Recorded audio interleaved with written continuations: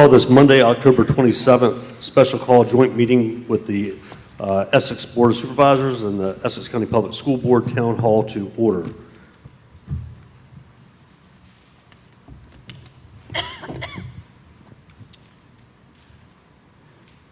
And I'd like to call a joint town hall meeting of the Essex County School Board will now come to order as well. If everyone please stand and face the flag for the Pledge of Allegiance. I pledge allegiance to the flag of the United States of America and to the republic for which it stands, one nation, under God, indivisible, with liberty and justice for all. Thank you. April, you do a roll call, please.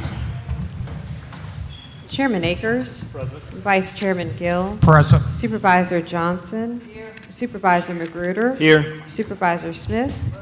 Thank you, gentlemen. You have quorum. Ms. Saunders, will you please do a roll call? Yes. Mr. Croxton? Here. Mrs. Sidner? Here. Mr. Brunick? Here. Ms. Bundy is on the way. Mr. Hunley? Here. Thank you. So I want to thank everybody for coming out tonight to be with us in this town hall meeting. This is an informational session. It's not a business meeting. It's really your opportunity to ask questions of our board or the school board with matters that we're bringing to you tonight or other matters that you might have on your mind. We were scheduled to have Delegate Keith Hodges give us a General Assembly update. Unfortunately, he got called to General Assembly, so he is not able to make it. So he will be at our board meeting on November 5th to give that General Assembly update. With that said, I'm going to give that slot to our Director of Social Services. I know that with the government shutdown, there's been a lot of questions and concerns over SNAP benefits and things like that. So we, as soon as today, have gotten new information on that. So with that, Candace, I'll invite you to come up and just give a brief overview for what we know today.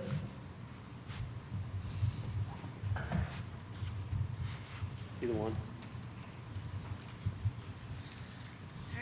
Good afternoon, everyone. Thank you so much for allowing me the opportunity to give the community an update.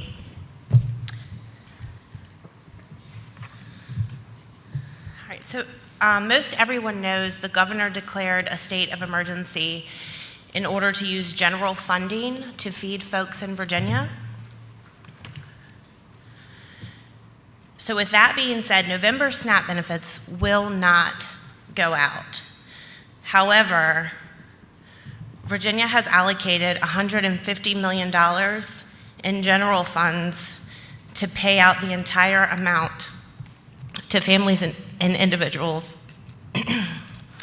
excuse me, I'm sorry, to receive SNAP.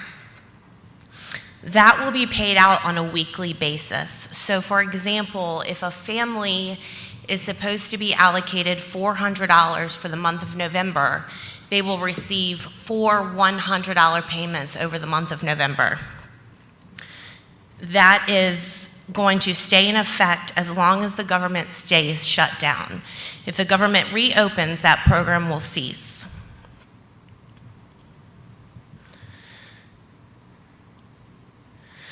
So right now, SNAP benefits come out staggered every month. So depending on your case number, you either receive your SNAP benefits the 1st, the 4th, or the 7th of each month.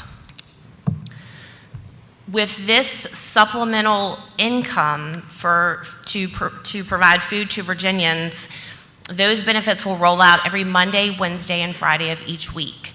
So if you're supposed to receive your benefits on the 1st, you'll receive your benefits on November 3rd. If you are a person who normally receives your benefits on the 4th, you'll receive your benefits on that following Wednesday. And if you normally receive your benefits on the 7th, you can expect to receive your SNAP benefits on the 7th of November.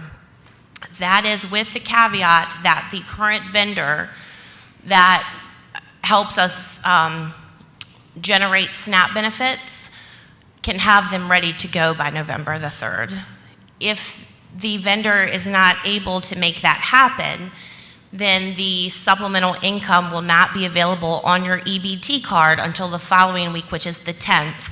But then that schedule will be the same, either Monday, Wednesday, or Friday. Folks can expect to receive their supplemental income for food.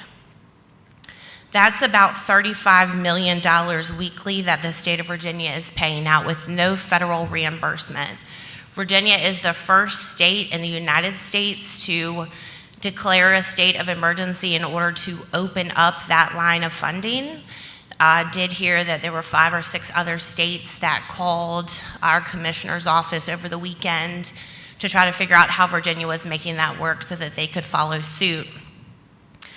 But just so that everyone knows, this is not SNAP benefits. The state of Virginia will not be reimbursed. It's about a total of $150 million that the state will not receive reimbursement for.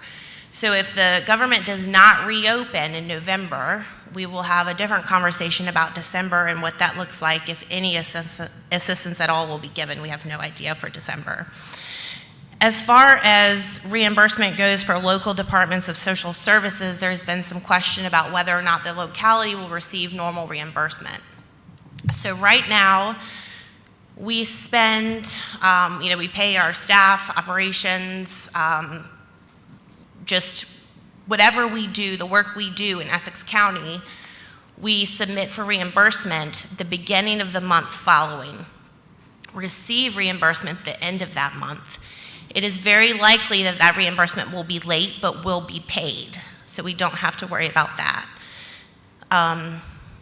We don't know when we'll receive that payment, but we're likely to receive it. It will just be late.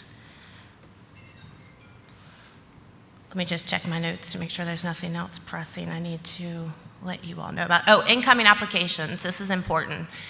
For folks applying for benefits currently, there is no guarantee that they will receive benefits before December 1st. They are hoping that those benefits will roll out with the supplemental income. There will be hopefully some priority given to those expedited folks who qualify for expedited benefits, but right now the priority is just to get the supplemental income to the folks who currently receive SNAP benefits.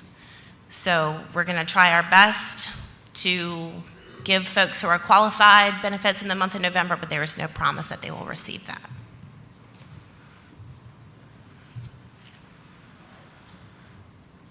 I think that's all that I have. Information is changing daily, literally by the hour, but that's today's information. And we'll keep that information updated on our website and through social services.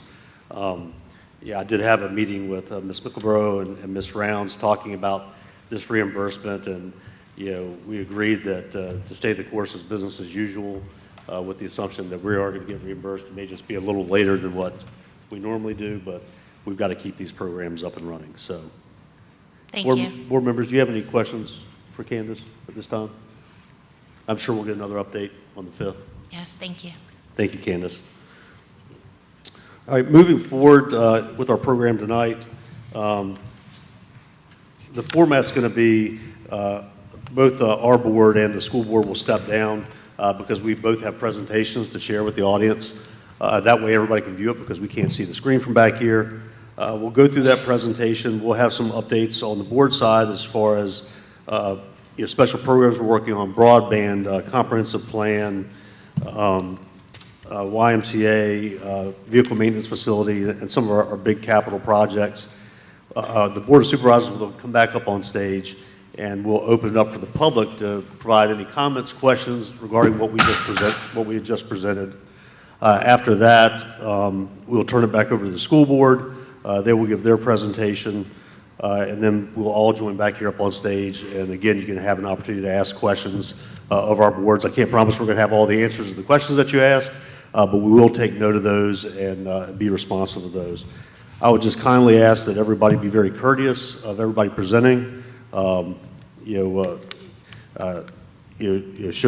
respect, even if there's information that you disagree with. It's just important that we all be respectful in this. Again, we'll be respectful with your questions and try to answer everything to the best that we can. So with that, I'd like to ask both boards to have a seat in the front, and we'll start our program.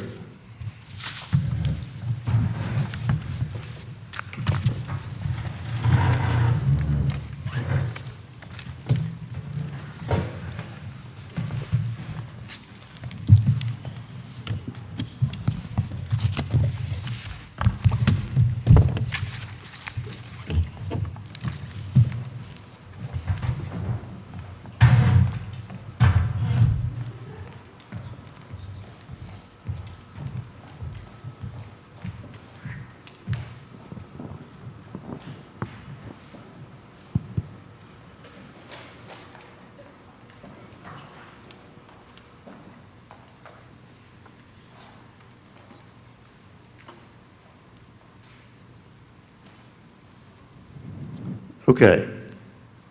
So in previous town hall meetings, usually there's been some hot topic that we've wanted to discuss that has had everybody's attention. For the Board of Supervisors, we wanted to do something a little bit different and talk about how your tax dollars are spent, because it's a question that a lot of people ask is, where do my tax dollars go? So we're going to walk through that. We're going to talk about debt service a little bit and why that information is important and how it allows us to fund things moving forward.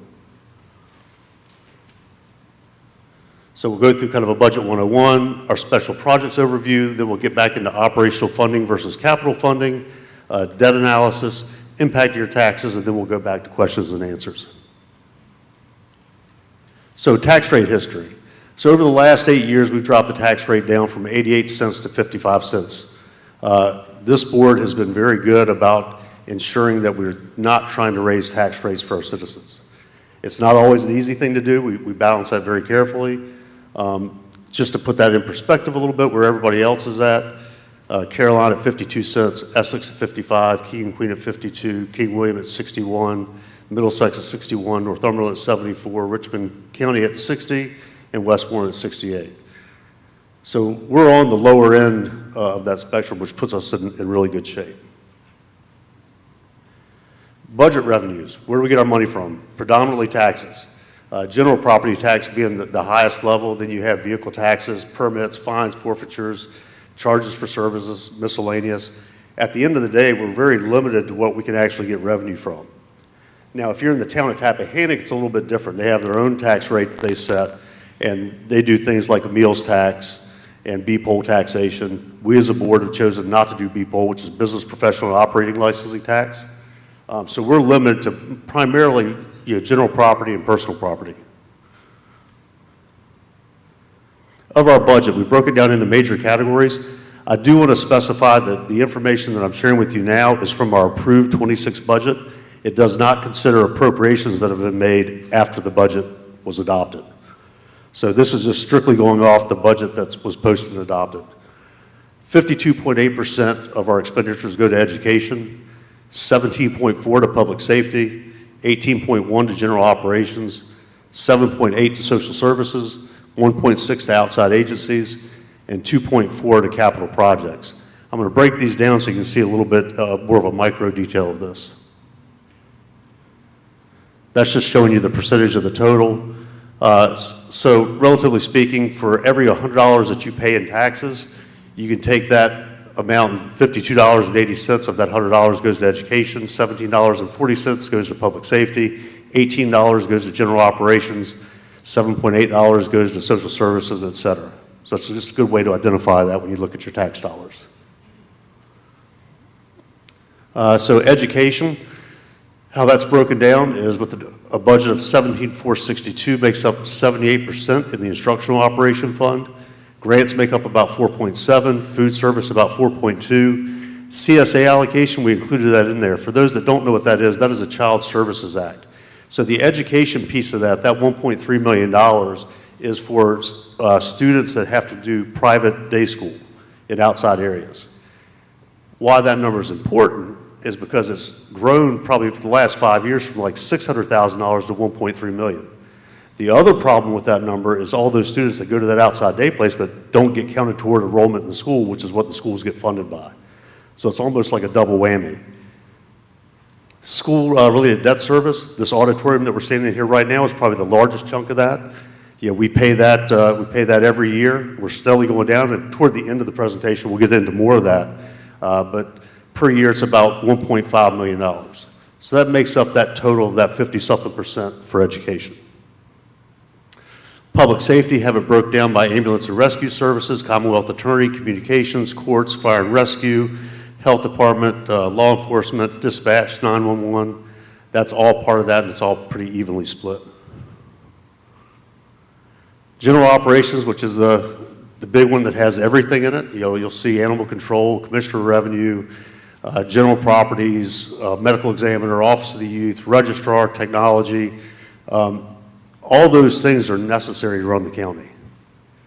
But you'll see that we don't put a lot in any of those. We try to spread those and be as most efficient as we can.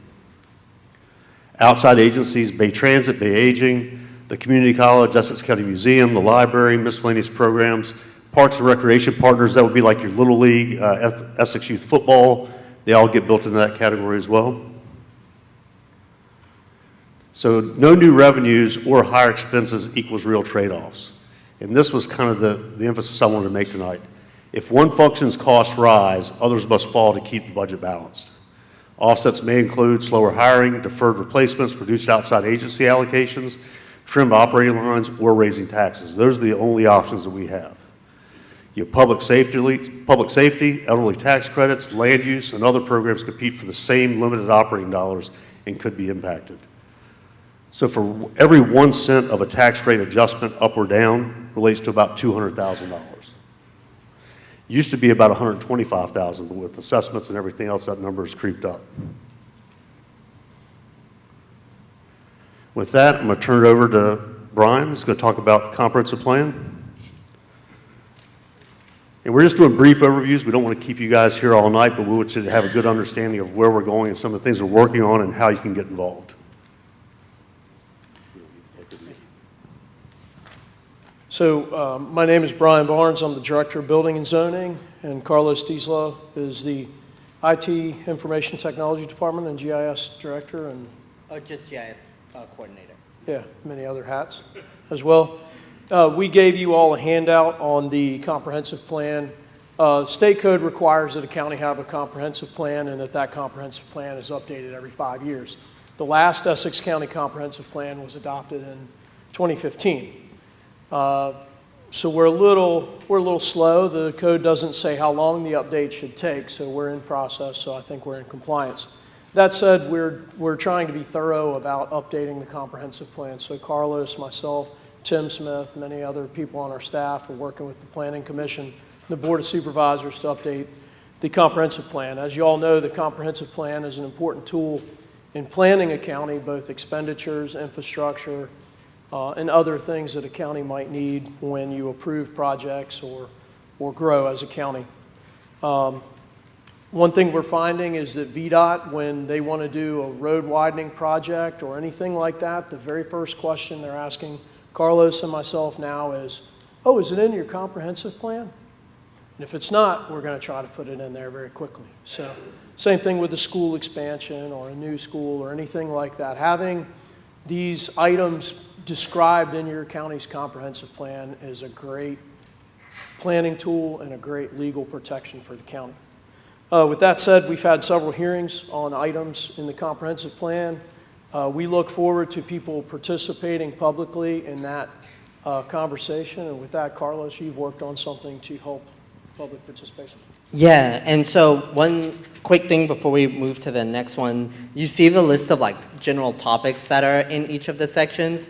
If one of those speaks to you, definitely send us a comment. So you might say, like recently we had a lot of public comments on solar. So as we look at putting it in the comp plan, you could say, I want all farms and forests to be raised and replaced with solar panels. Or you could say, oh, I want to get rid of all power lines and we'll just do Neolithic era stuff. Whatever policy positions you may want, send them to us. Like you can email either me or Brian or both of us, and not saying necessarily like we're going to be like, oh, well, he said take out all farms and replace them with solar panels, so we'll do that. We're not going to like necessarily, we're going to consider all of the comments and find the good balance for the county. So as you read through these, and if there's anything that you may be passionate about that we haven't talked about, that send us your comments. Now's a great time for it to go in the planning.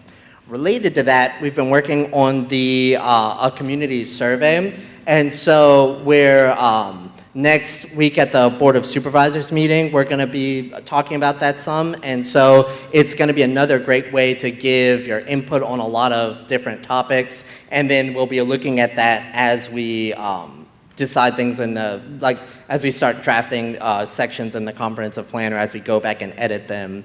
So definitely take a look at these comments, keep your eyes peeled for when that survey comes out. And the whole survey is going to be fairly lengthy, but you can just do the topics that are interesting to you.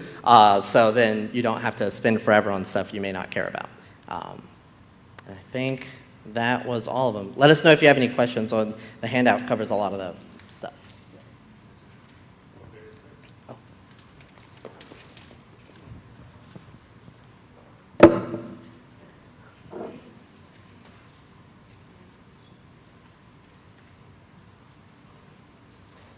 Yeah, one quick procedural thing on the comprehensive plan. So as we draft the text of it, we then present it to the Planning Commission, and they make revisions, and then when they vote to recommend it to the Board of Supervisors, then it goes to there, we do another round of public hearings, and then it is adopted. And so right now, we've done 2 of the sections, have made it through Planning Commission. They did their public hearing and voted to approve it. And so, but there will be another round to comment on those when it goes before the board. None of them have gone to board hearings yet. Yeah, we haven't done any before the board yet. So you've got tons of time to make comments and changes. So another reason why the comprehensive plan is very important, it is the guideline that we go by when we're making decisions for the county. So if you feel there's a need for more affordable housing, there might be a certain region that you think that's more appropriate for. That would all be built into the comprehensive plan. Or if you think there's an area that needs to be developed more, maybe it's down in the South District that you need more shopping centers, wherever it is, that would be information that goes in the comprehensive plan. So any of that information that you can provide is going to help us as we make decisions going forward. It also helps the Planning Commission make decisions. If it's in the comprehensive plan, that's what they look at to see if it falls in line with the comprehensive plan. That, Carlos, I'll let you do broadband. Thanks, guys. And so then I know a lot of you have been eagerly watching for broadband updates. The best place to look for those is on the county website, that blue banner at the top. We update about monthly with what the new status of broadband is. And the key part you're going to be looking at is this map at that top of the page, and that has where each of the sections are. You may have noticed if you're checking it monthly, GEV 13 and 21 have been in that like mixed status for a while, where it's activated in some areas and not others. It often hangs up on either waiting for an electrical power supply to finish the process, or getting the final poles that they need. The underground construction goes a lot faster than the waiting for the pole attachments. And the plan is, if everything goes according to plan, we should have everything done by the end of March. We're trying to do a big push to get all the areas that have to attach to poles through farm fields done between the harvesting of corn in November and the planting in like February, March timeframe. So that's a key priority, because then we can they'll be able to do the construction without damaging crops. But a lot of that depends on how quickly Rappahannock Electric Cooperative can do replacing of poles. So the key notes from today, checking the website to see where you are, and then if you have any questions of like, hey, which area do I fall in? Don't hesitate to either call me or shoot me an email, and you can find both of those, both my email and phone number on those website update pages, and I can help you find where your house is. Or if you go in the Essex County Public Web Map GIS, you'll also be able to look it up there. But calling me might be the easiest approach. And yeah, I can answer. Yeah, so the project completion date is September of 2026. So if we're able to pull off the March, that'll be super exciting. And I mentioned that a lot of the delays are on those power supplies. So BreezeLine has recognized that, and before they were kind of doing that as the final step, realizing it's taking so long. While they're still doing construction of laying down cables, they're setting that up so that when they're finished with everything else, hopefully it'll have done the 30 to 90 days that REC needs to finish that process. So we should hopefully see fewer of those delays as we get out ahead of it, but so far it's still delays on that. We're going to switch back over.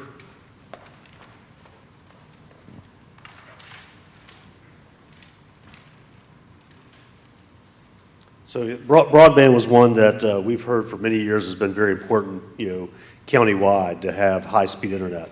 I think COVID really taught us that too, when we had students that were out and didn't have good, solid internet speeds and trying to teach. So I'm excited that project's been kicked off. Joint vehicle maintenance facility. This is one that I've been pushing for going on 8 years now, and I'm proud to announce that on the 29th, we're actually going to put a shovel in the ground and break some dirt. So this joint vehicle maintenance facility will replace the existing bus garage that we have today, but it's going to be a joint facility that's used by the county, can be used by the town if they choose to participate, our EMS and our fire department. That will include a bypass road that will go between Airport Road and Marsh Street. That will it won't be a public road, it'll be a private road just for those activities, but it should save us with a lot of congestion for buses in the morning, easier access to give us a second way out in case there's some kind of emergency. But we're really anticipating a lot of efficiencies by having this new facility built. So we're going through the phases of that now. Jay Mitchell is leading that activity for us on the county side. We've got to get our site plans finalized and then get our engineer drawings and all of that, but we're eagerly pushing to get that completed. YMCA, I added that kind of the last minute. I just got an email we've been courting the YMCA for about 3 years now, and I got an email from Skip, who's their director of operations of the YMCA, and they have done some internal reorganization, and they are now hiring somebody that will work out of the Richmond County office that's going to lead the charge for developing programs here at Essex County. We expect that those programs will probably kick off in the spring of next year. We'll have to have some great partnership with the school because I think they're going to need that. Some of the programs they're looking at offering is early childhood development, before and after school programs, and then senior activities. So we'll probably have to rely on some of the space that schools have, gymnasiums, some classrooms, things like that for some of that. But we'll keep everybody posted. It's been a slow process, but it's one that's definitely needed.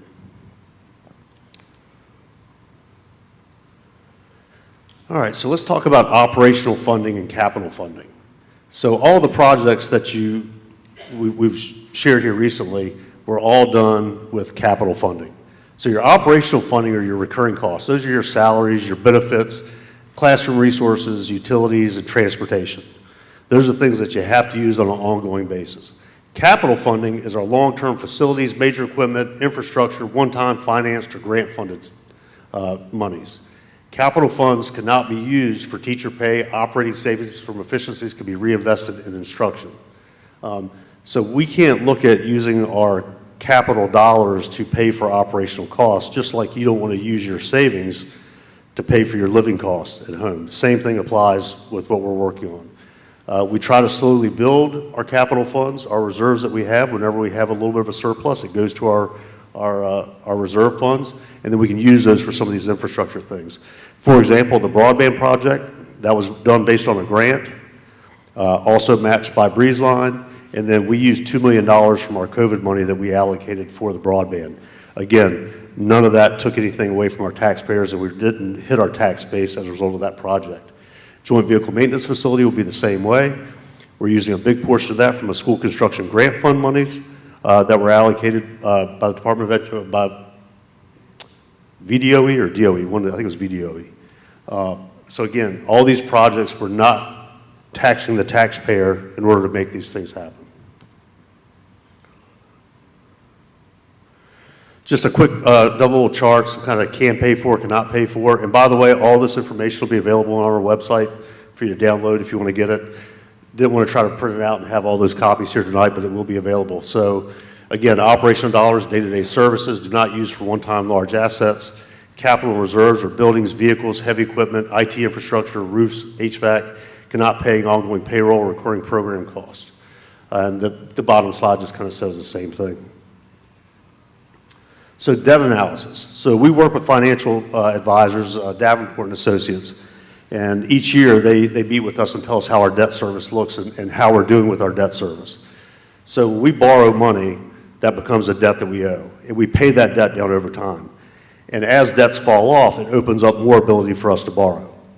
So we have a current portfolio that we look at. We probably will look at it on the county side. We'll have them present probably in December for us. But we look at refinancing opportunities, amortization schedules, and project paydowns. We have policy targets in place that say we need to keep our reserves at a certain level, and if we go below or above that, we have to make changes and shifts to that. We've been very conservative with that and done really well. The county's actually in a pretty strong financial position as a result of some of the things that this board has done. This is, I know it might be hard to read, this is a debt service availability and funding over the next fiscal 8 years. And what you'll see up here is how our debt service and our available revenues change. And essentially what this means, over the next 8 years, we could incur up to about $25 million in debt without hitting the tax base. Now, it can't all happen at once.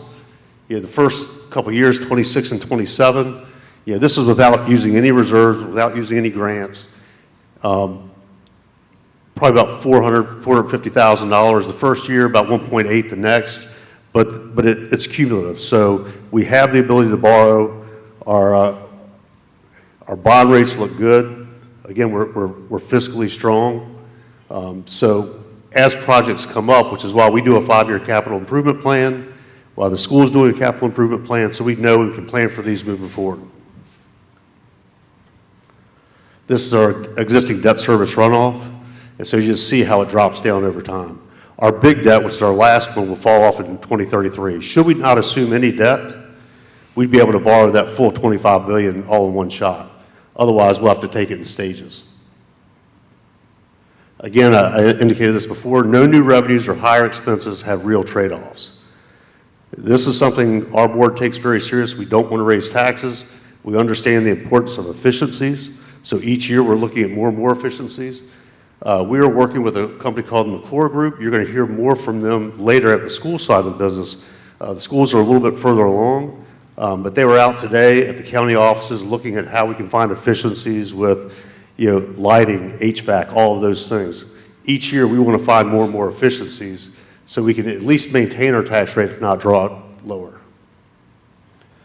So with that, I'll ask our board to get back up there and we'll take any questions from the public.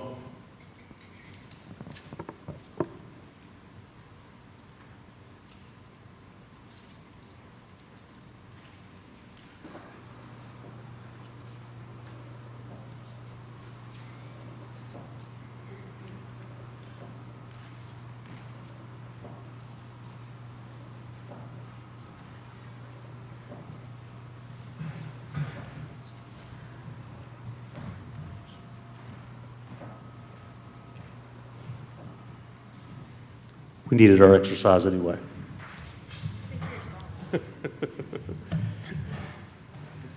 So if anybody has any questions or comments for what was presented tonight or other questions in general, I'd welcome you to come up to the mic and pose them to the board. Again, we'll answer what we can, provide whatever insight we can.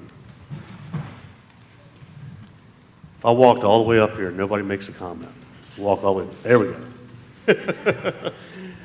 Please state your name and address for the record, please.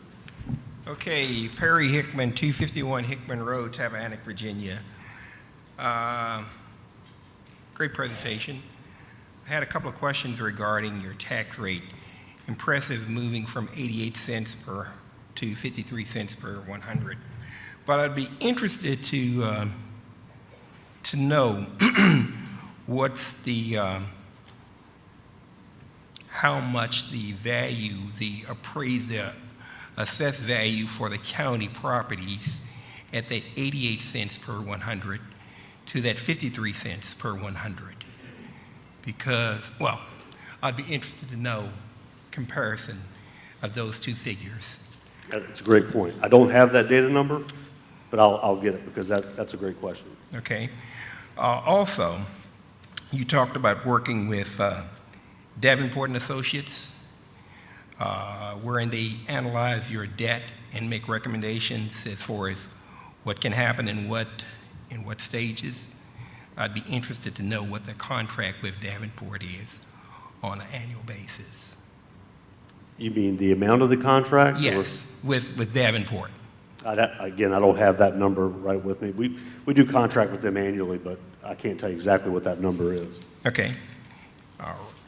Okay, good enough. So, do you need any contact information as far as getting that to me, or?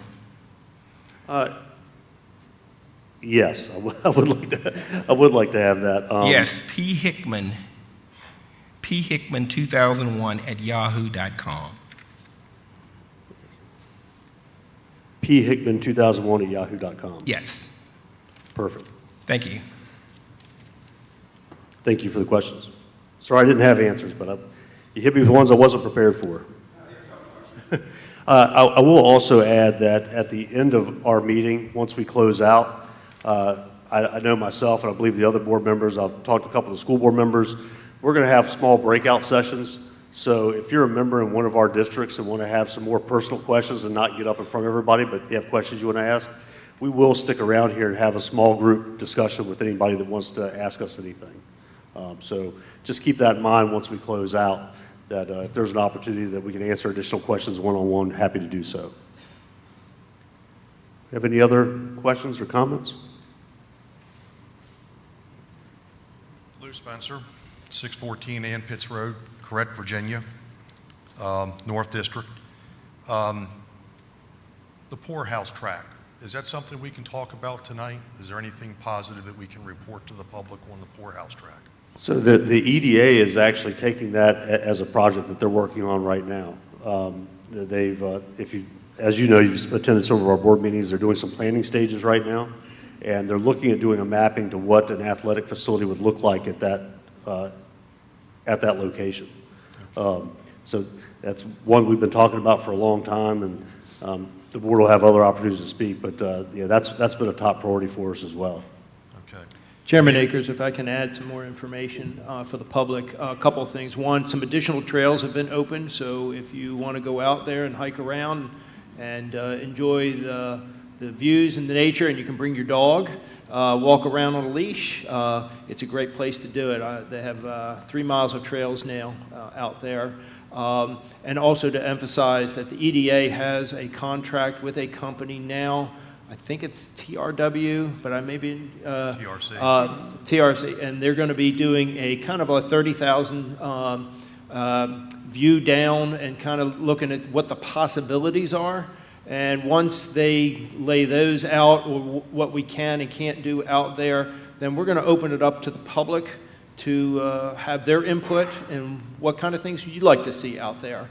It is your public land, and we need your opinions and your input as well. So those processes will be coming sometime probably in the spring. And to add to that, I know the EDA has gotten some grant monies for the studies that they're doing out at Poorhouse Park Track. We were also awarded a couple years ago a RAISE grant through the Department of Transportation in partnership with the town to study road access, but our main one that we as a county wanted to focus on was the Poorhouse Park Track, and also looking at kayak trails and other things throughout the county. So we're hoping that's going to, again, it's something that's moved very slowly, but we're hoping that we'll get some activity with that soon. Or one other thing that I know that maybe Brian can talk to, we've been talking about this at the Planning Commission level, and it's not a pleasant topic, but LaGrange Industrial Park. Is there anything positive to report there? Yeah, again, LaGrange is one that we've kind of tasked the Planning Commission to look at.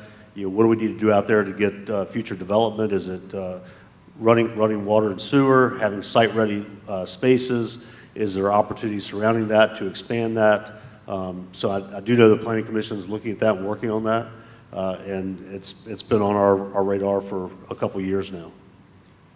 And then the existing airport, the airport that's actually in operation, the county owns some land next to that. I think we determined that the site work associated with developing that property is pretty much cost prohibitive just because of the terrain. Is there any more to report on the existing airport? I think you're right. It does get costly, and John might know the terrain better than I do. I was just out there this past week for a groundbreaking of their new hangar space, and with the airport, of course, there's a lot of challenges that have to be done with the FAA and everybody else before you can get anything done out there. But certainly, I know that the airport authority wants to extend the runway. That could provide additional opportunities with potentially developing part of that land for some type of warehouse space or distribution space. But I think until that happens, there's probably not a lot that can be done with that right now.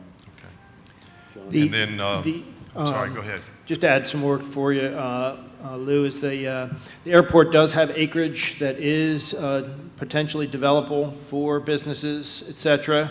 And then the county owns another block of land out there, separate from the airport authority, that has a lot of challenges due to topography and that. Not sure how developable that is, but I know the airport authority is looking and always courting potential businesses to go out there, but they have not indicated to us yet on the need for other services such as sewer or water, but we can check with them. And then the old airport site, would that be the county initiative, or does that belong to the town? That's 100% town. Okay.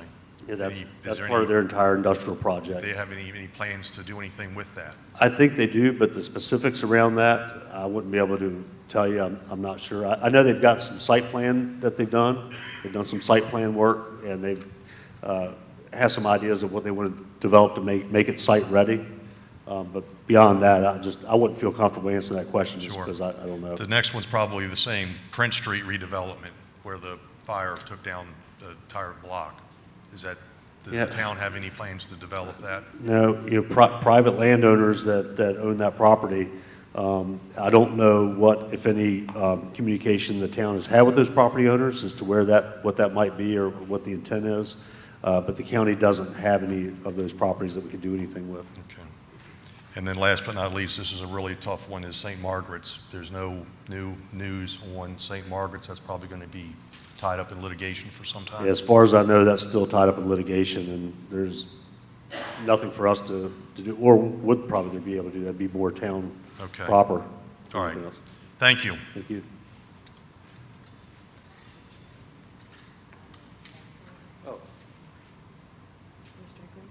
Mr. Hickman, I have the answer to your question regarding Davenport Services.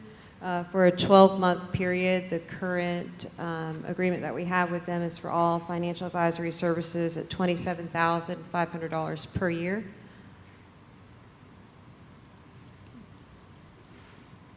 You're welcome, sir.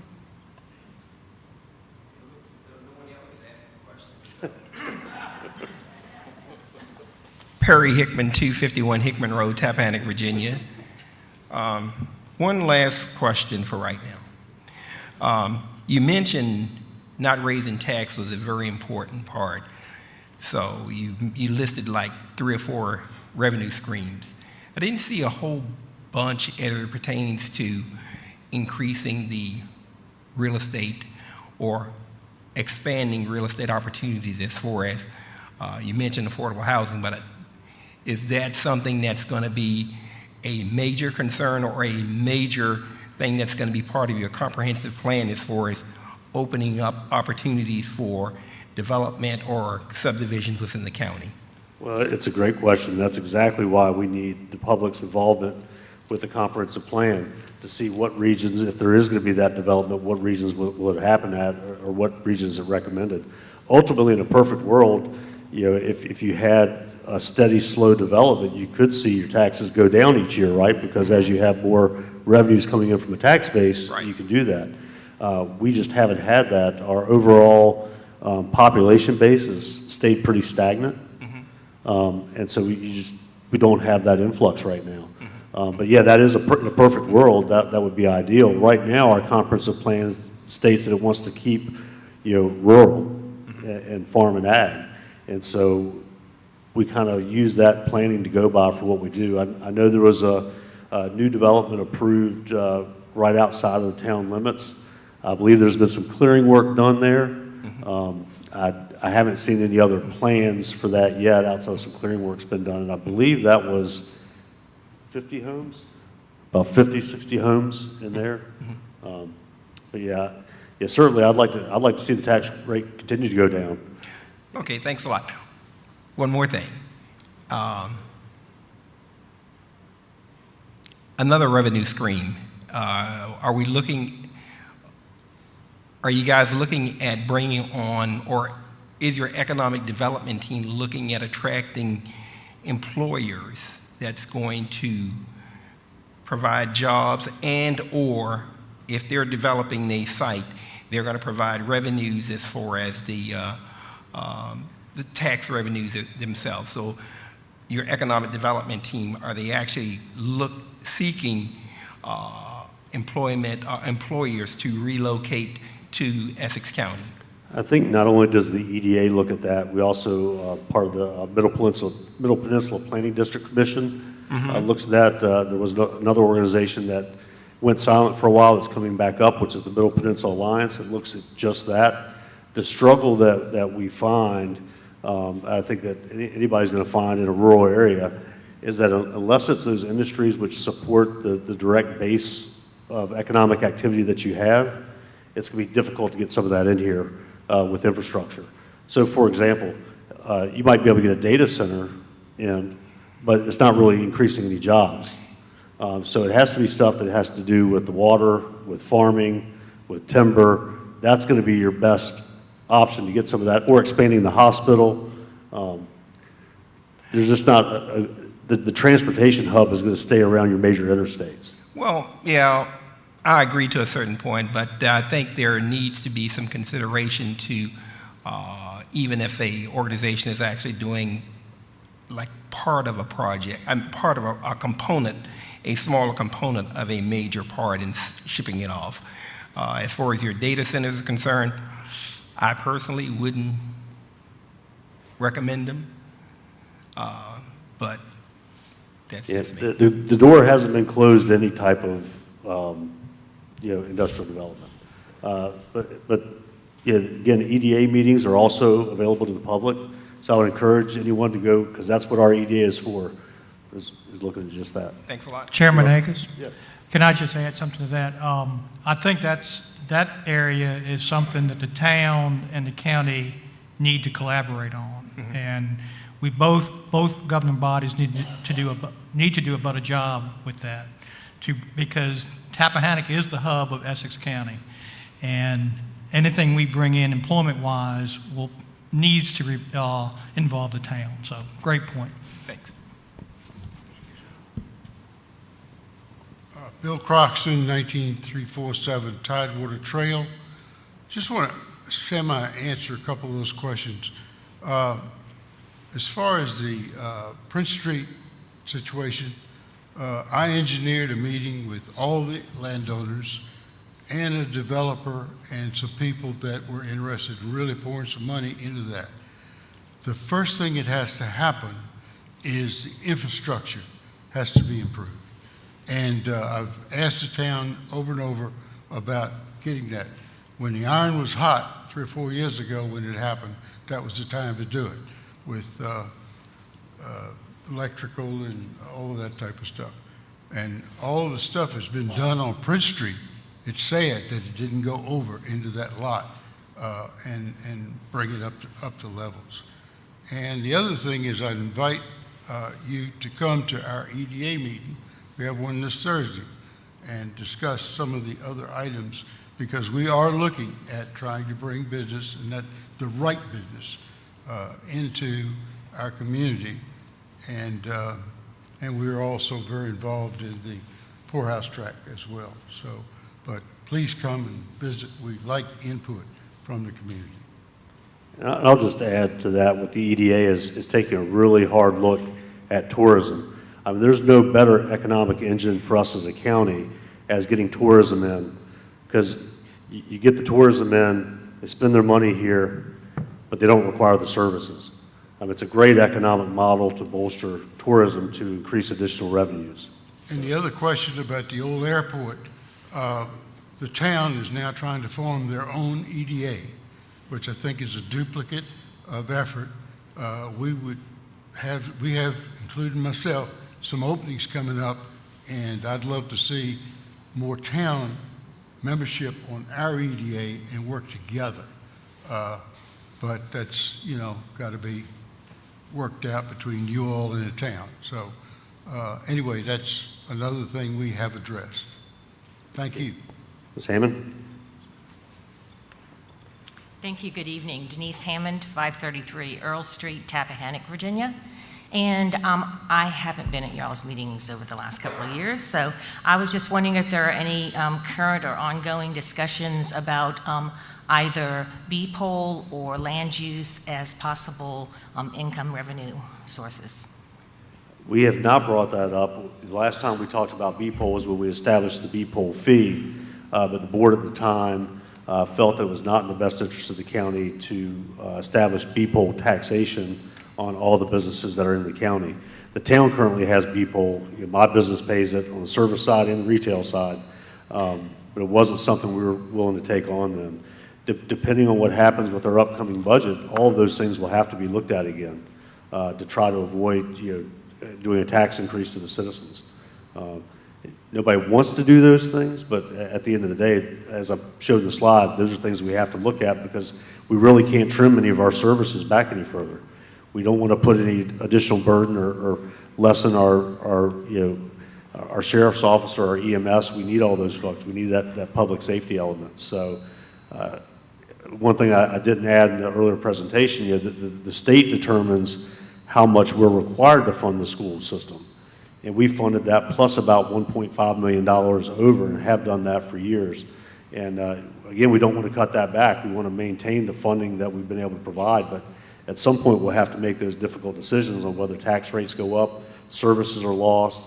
There's an elderly and disabled tax credit that we've maintained and tried to increase each year for those that are struggling. The last thing that we want to do is to run our seniors out of the county. Absolutely. So when you were discussing the B-Pol / the $25 a year fee that you put on your businesses, one of the purposes for doing that was to try to at least get hold of some type of numbers of businesses within the county. Has that been successful? Do you feel like you've got an accurate estimate or a number of businesses that would be revenue if you instituted B-Pol? No. Yeah. The intent was that we could track all those businesses, know how many businesses we have. It's especially critical for public safety. If you have somebody that's got a daycare out there and there's a fire, you want to know that that's a daycare facility. So we've had success, and then we constantly look to gain those numbers as we find out about it.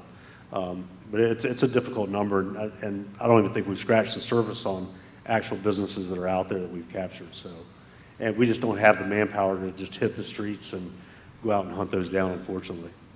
A sidebar to that, I know in the town, because I'm on the Board of Zoning Appeals and stuff, that there are taxes and revenue coming from Airbnbs and other things, and I know that meals and hotel taxes and things like that are limited to town. But if you've got Airbnbs and things in the county, are they a tax revenue? Yeah, so we did pass a transient occupancy tax to capture that. And we are continuing to capture that. We do go out and look and see what we see on Airbnb, and that is captured. Those monies were already being captured by Airbnb and all those other places, right. But because we didn't have an ordinance, we weren't getting the revenues. Right. So now that we have the ordinance, we are getting the revenues from that. Great. Thank you. Thank you. Chairman Akers, if I can answer Mr. Hickman's, one of his questions. As the representative on the Middle Peninsula Planning District, it's more of a regional approach the Middle Peninsula Planning District looks at. And they are currently working with a company that may not establish in Essex County, but they're going to be using resources from Essex County. They're looking at using biofuels, wood waste, to generate electricity. And that will help our businesses here in the county that work in that and our landowners in the county. They're also looking at taking tires. We have a lot of farmers who have a lot of tires that are at the farm. They're sitting there and they need to be disposed of, and this company is willing to work with us on that. So that'll be a help to the farmers, as well as we bring in a lot of tires at our convenience centers collecting.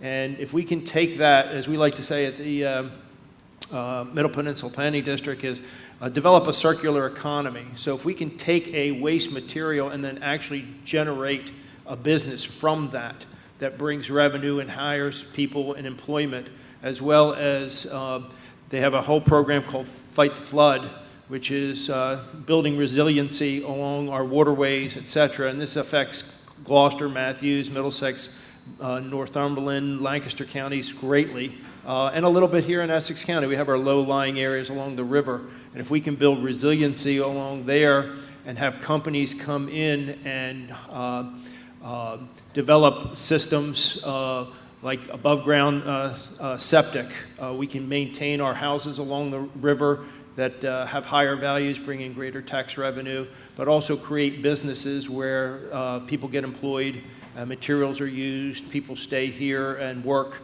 And so there are ways that things are happening. It's just probably a little more quiet. It's not that let's build an Amazon facility, huge facility, and hire 1,000 people. A lot of times in rural areas that we are, it's the 2-person, 5-person, 10-person businesses, and then they start adding up, and that can generate employment in businesses here. And so that is going on. And I know if Keith Hodges were here, he would talk about his Blue Cat initiative, which is big for him, and to get the grant money to actually take an invasive fish in the river and turn it economically into a food and to a business. And look at all the oyster stuff that's going on in the river, and how that's generating businesses and income as well. So it's going on, Mr. Hickman. It's just not in a big way, like I said, where boom, that big plant, that big manufacturing, big building or whatever, employing hundreds of people. It's rural areas, that's just not what we can do and attract right now. Any other? Carlos? Hey, Carlos, GIS coordinator. One thing I forgot to mention, the Planning Commission meetings are usually that first Tuesday of the month, except this month, or November, because of Election Day, it's going to be on the Monday the 3rd. But if you ever forget, you can hop on the county calendar, and so it's a great time to go if you want to give verbal feedback or just hear what's going on the comprehensive plan. Those are good meetings to attend. Just forgot to mention that. Thank you, Carlos. Chairman Akers, I would also mention the EDA meets on the first Thursday of each month at 9 a.m. So if you can, those meetings are available virtually as well as in person. They're public record. If there's no more comments or questions for this board, I'll ask that we step down and turn it over to the school board.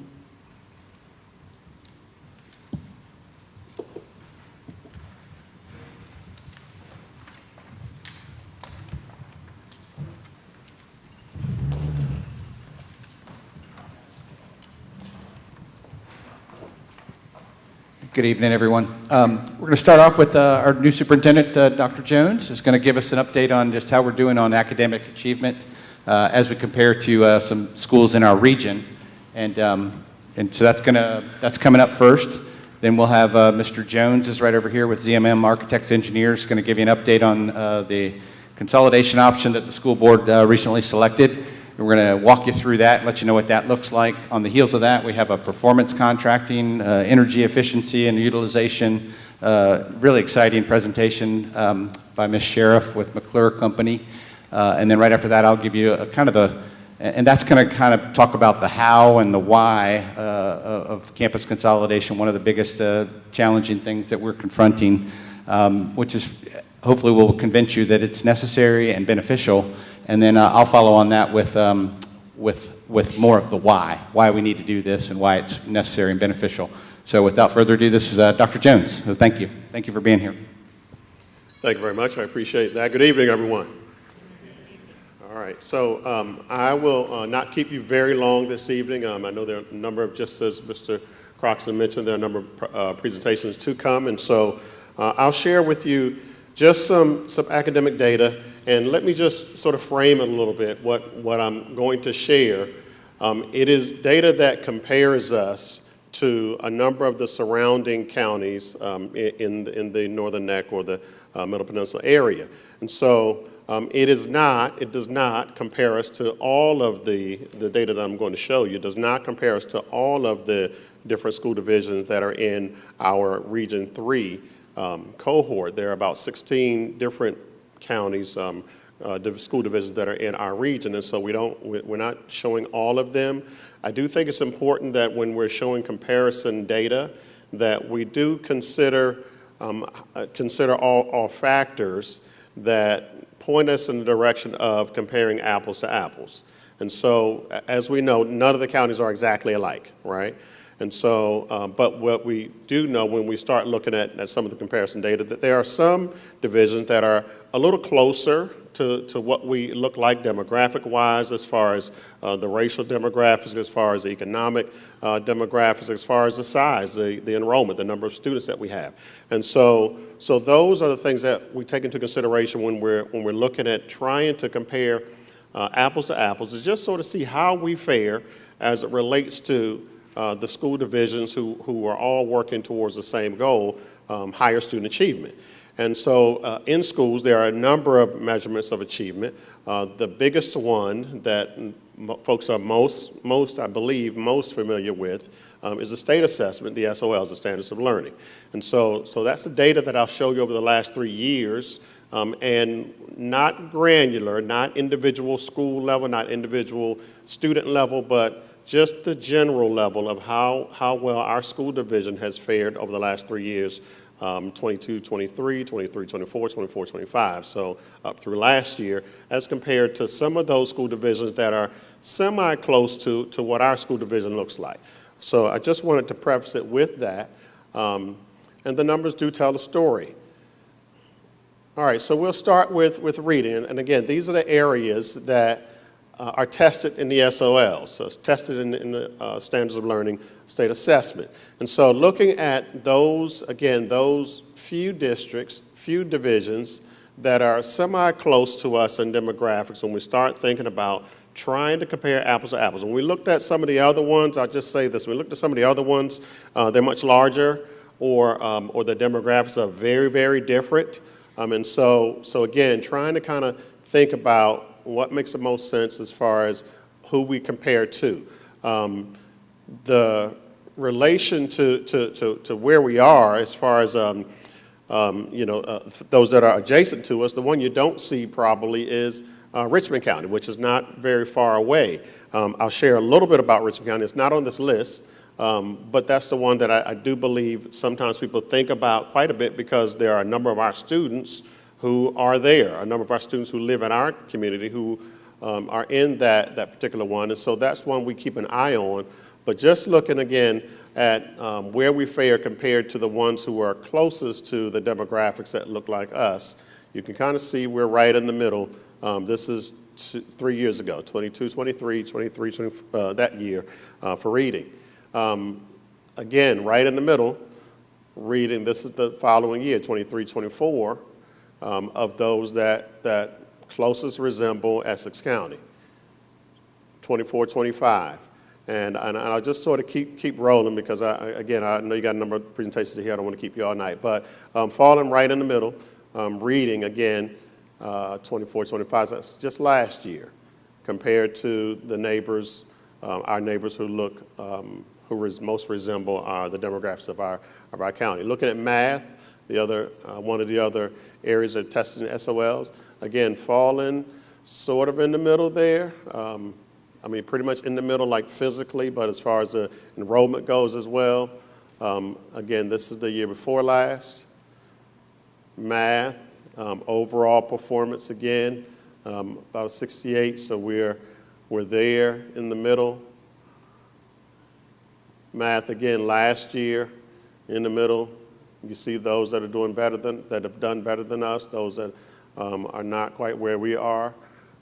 Science, 3 years ago, sort of right in the middle again. Science last year, not as strong, the year before last, not as strong, sort of in the middle.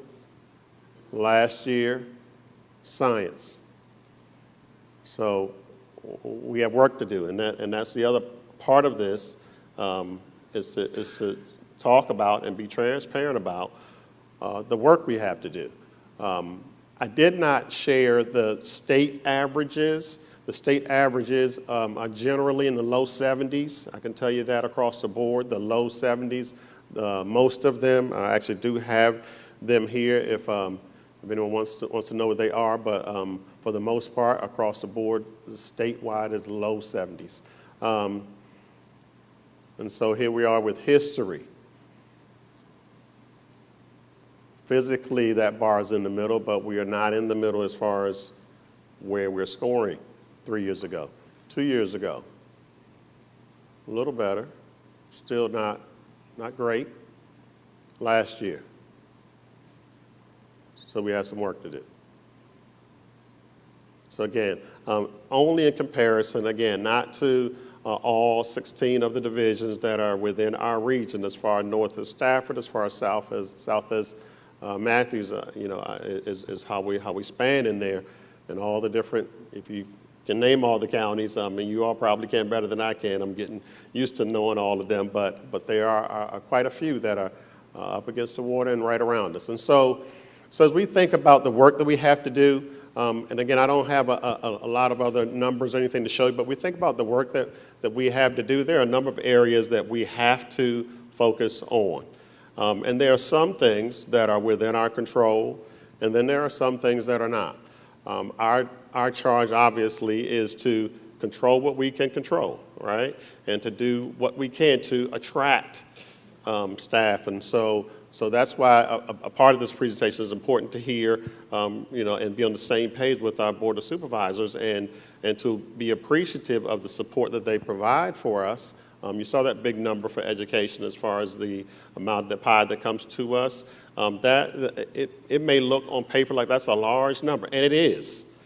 But also we have a large responsibility, with our young people. And so it's up to us to really control what we can control. The things that we, again, I don't have numbers on these, but things that we are beginning to move the needle. Attendance, chronic absenteeism is one that we are beginning to move the needle in the right direction on. Socioeconomic challenges, again, some of those are things that we don't have very much control over, but they are factors that have to be considered so that we can do whatever we can to ensure students are supported, those who are having those challenges, that they are supported by us as much as what we can. School climate, certainly something that we have some control over, and we will continue to work hard in that area, because if students aren't feeling safe, if they aren't feeling comfortable, then they're not going to be able to concentrate to do well. So that has to be a major priority for us, and it is. Peer and social factors, bullying, isolation, again, factors that can impact the performance of our students that we have identified as areas that we have to focus energy on. And then just a few others that we named here, family and home environments, health and well-being. Again, some of the things that we don't have a lot of control over. Quality of instruction we do. Staffing, we do to an extent. This is a great area for us, a great area of challenge for us, is to, and this is not just us, let me just say that. This challenge, the staffing challenge, is one that we are not unique to. There are lots of school divisions that are fighting for the same people who are wanting to do this work as we are. And so we are looking to really to find ways to attract teachers, strong teachers, teachers who are licensed to come here and to stay here. So when we get them here, my thing is we got to work to keep them here. Let's take care of those folks, right?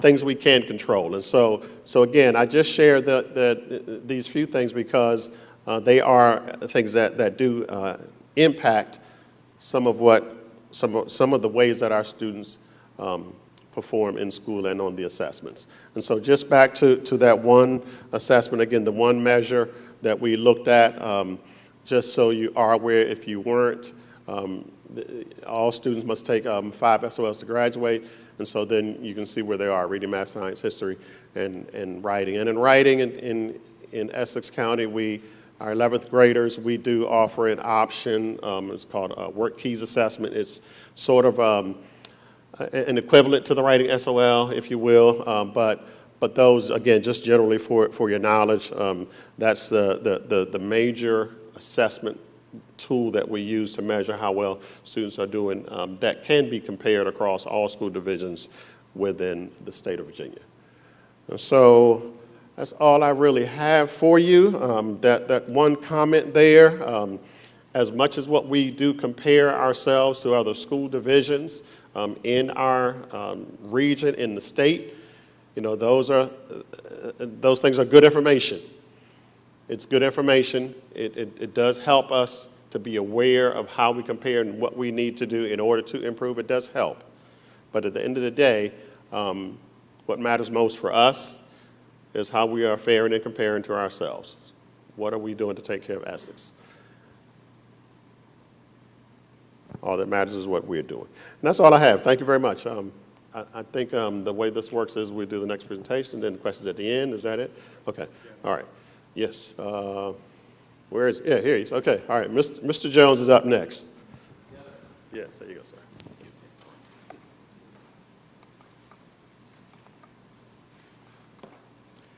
Good evening, everyone.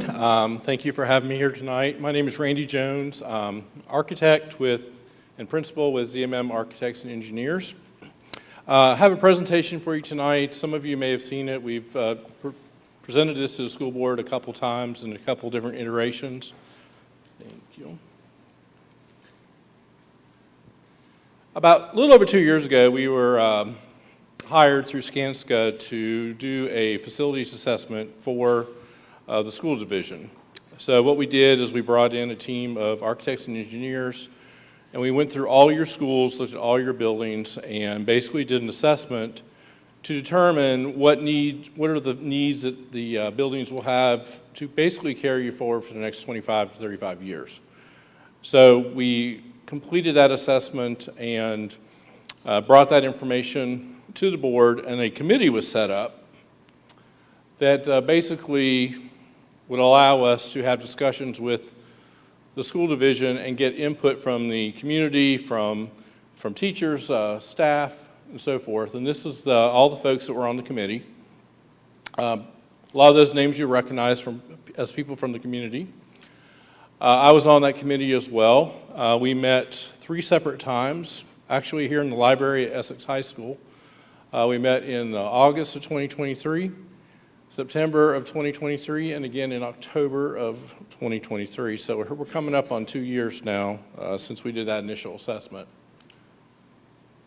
So the goals of the committee at that time were to basically have 3 buildings, 2 campuses. We wanted to create standardized grade configurations for a typical elementary school, middle school, and high school. The committee also felt like it was important to maintain a 1 to 18 teacher-student ratio, which is a luxury to have in a community like yours. We were looking at a pre-K-5 elementary school configuration, a 6-8 middle school configuration, and a 9-12 high school configuration. So the goal here is to renovate, expand, or build new facilities that will serve as the basis for a capital improvement plan for Essex County Schools for the next 25 to 50 years. As part of this process, we started looking at student enrollment. As most of you probably know, the county's been in declining enrollment, which is pretty common with rural counties across the state. I live in a rural county, and we're experiencing the same type of declining enrollment. Based on 2025 numbers, we have 454 students in K-5, 229 students in grades 6 through 8, 412 students in grades 9 through 12 for a total of 1,095. That number probably is a little bit off from when we gathered it, but we're somewhere in that neighborhood. So just to give you an idea of how you're utilizing your facilities, at a pre-consolidation analysis, you're only using 36% of the capacity of all the buildings that you currently have. So your buildings are being underutilized by about 60%.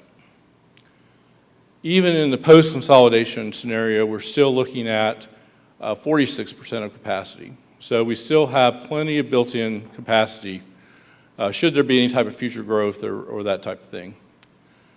The chart here on the bottom lists each facility. That's the column on the left. You have the elementary school annex, JCIS annex, Essex High School, and the CTE building. The next column, you'll see the number of classrooms that are in each of those buildings. Those total 90. The middle column is the Virginia Department of Education's. This is how they would calculate your capacity. They would assume that in your lower grades you have 1 to 22 teacher-student ratio. They would assume in your upper grades you have 1 to 24 teacher-student ratio.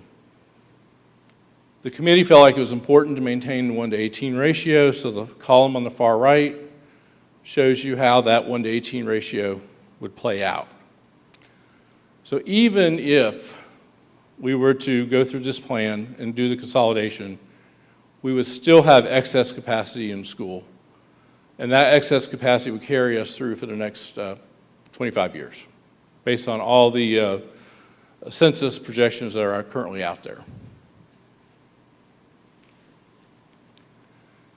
So as part of this process, we presented 4 different options to the school board.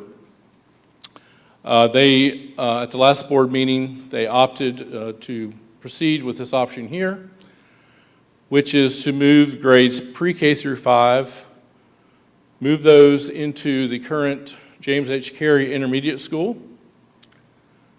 This will require that we add small restrooms for grades pre-K, K, and first grade.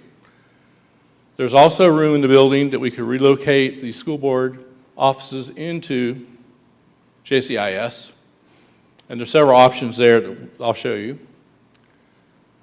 We would move grades 6 through 8 to this campus, Essex High School campus. There's currently a building behind here, the old CTE building, that's being underutilized. That could be renovated and turned into a middle school that could house grades 6th and 7th. And we still would have room for a field house, and we still would have room for some future CTE programs that the board might be interested in implementing in the future. 8th grade can move back to the high school. There's plenty of room in the high school to accommodate them. They can be isolated in a portion of the high school to where they're away from the upperclassmen. And then grades 9 through 12 would remain as they are currently at Essex High School. This is a diagrammatical layout that shows the floor plan of JCIS. This is an overlay of how it would function as a elementary school. You can see the different color-coded options there. You have pre-kindergarten on the lower left, first grade above that. On the right lower front is the second grade, third grade is in purple, fourth grade is above that, and fifth grade is on the back wing. You'll see in the center there are some little pink squares. Those are restrooms that would be added for the grades pre-K, K, and 1.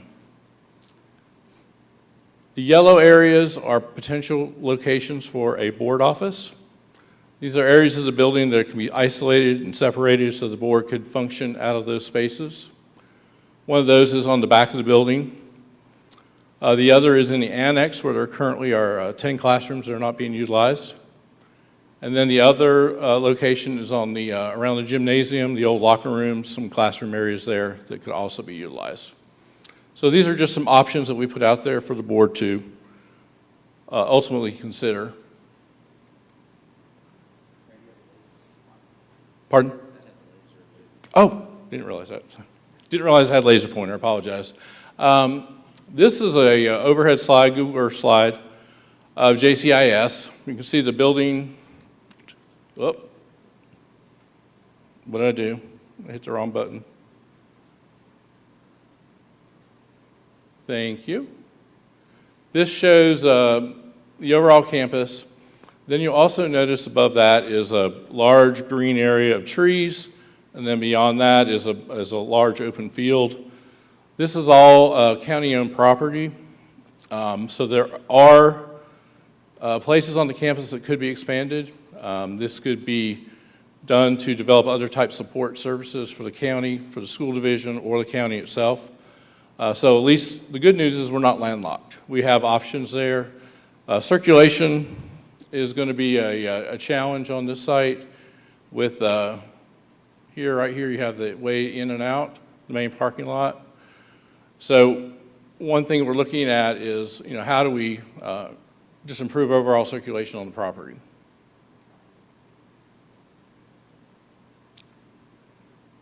This slide here shows I think was at one time was the old main entrance to JCIS. You see here, this is the main entrance right here. Over on the far right is another secondary entrance. This is what could become one of the 3 locations for the Essex County Public School Board offices. So that would serve itself well. It'd have a separate entrance. This still could be used for access into the gymnasium for after hours.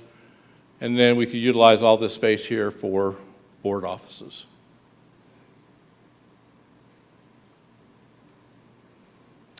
For this particular campus, this is an overlook of the Essex High School. We have identified an area here that could possibly house 8th grade. The existing gymnasium is right here, just for context. This is a CTE building. This is a building that could be renovated, that could house 6th and 7th grade classrooms, additional support labs. We will still have room for a field house and still have room for CTE expansion. We have a new, larger gymnasium proposed in this location here. And then this would all be connected by covered walkways so students can get in and out of the building and go back and forth between the high school and middle school to use different facilities there.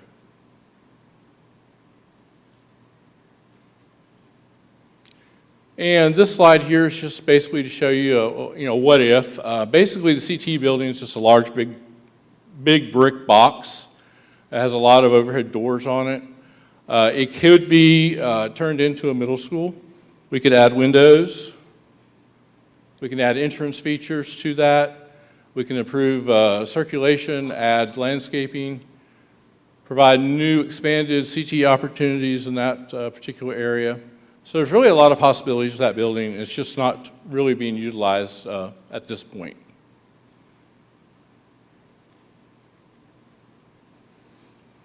So what is this going to cost?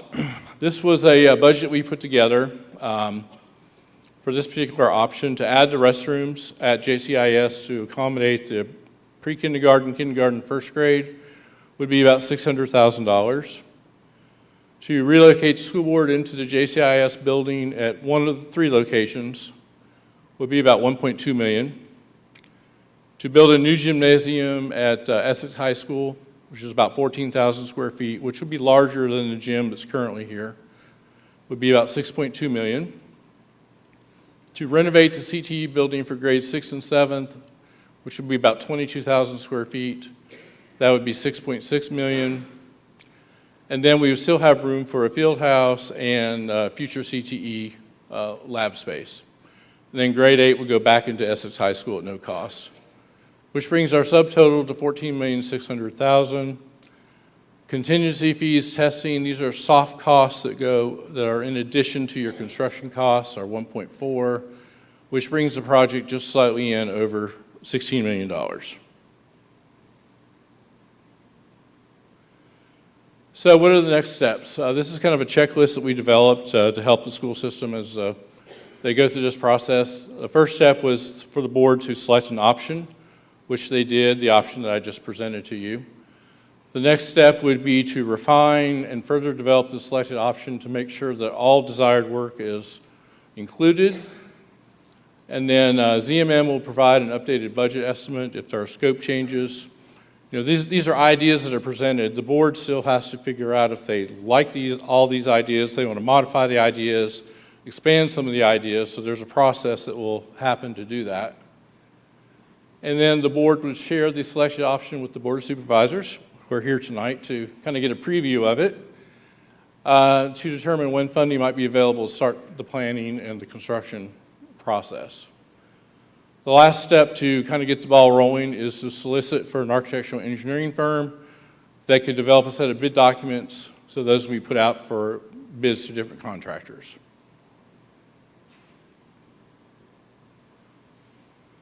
Our notional timeline is try to refine the selected option to include any scope changes before Thanksgiving, if at all possible. Solicit and hire an architectural and engineering firm by the middle of January. The A&E that's hired will complete the bid documents, which are the drawings and specifications, by early May of 2026. We would advertise for bids and award construction contract in June of 2026. And then construction duration is approximately 11 months for all the projects total. So you'd have move-in complete by July 8th of 2027.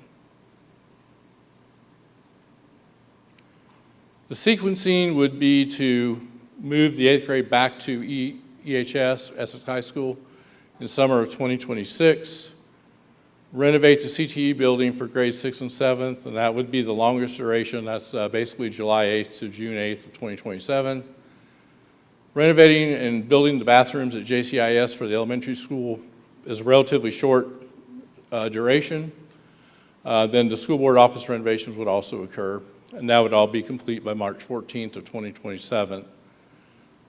Once construction is complete, you would move grades 6 and 7 into a renovated CTE building, summer of 2027, which is just in time for the 27-28 school year. Move your pre-K 5 into the renovated JCIS building, again in time for the 27-28 school year. And then you can move the school board office into their new location. You can do that a little bit earlier. You can do that in the spring of 2027.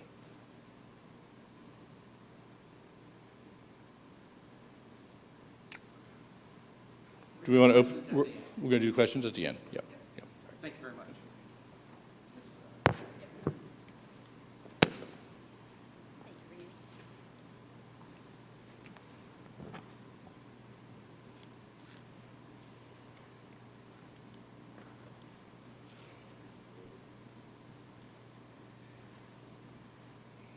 Good evening, everybody. Thank you for having us. My name is Chrissy. This is Mike. We're with McClure Company.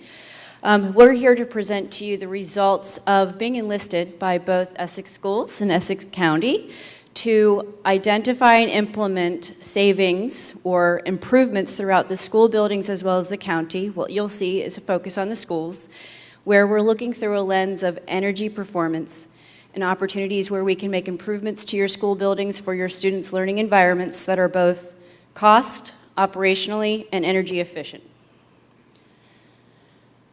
Mike and I represent a much larger team, both behind the scenes and in the flesh, that have been here on site throughout the days and honestly throughout the past year, understanding and studying your buildings to find opportunities where we can create operationally and cost and energy efficient opportunities that also improve and enhance the learning experience. To do so, we have to look first at the lens and understand your current buildings as they operate and as they spend. We studied at Longtooth your elementary school, your intermediate school, and your high school to understand how they're operating, and then did studies within the buildings to understand both from a cost perspective, consumption perspective, how they're performing, and how from an energy focus we can make improvements for you.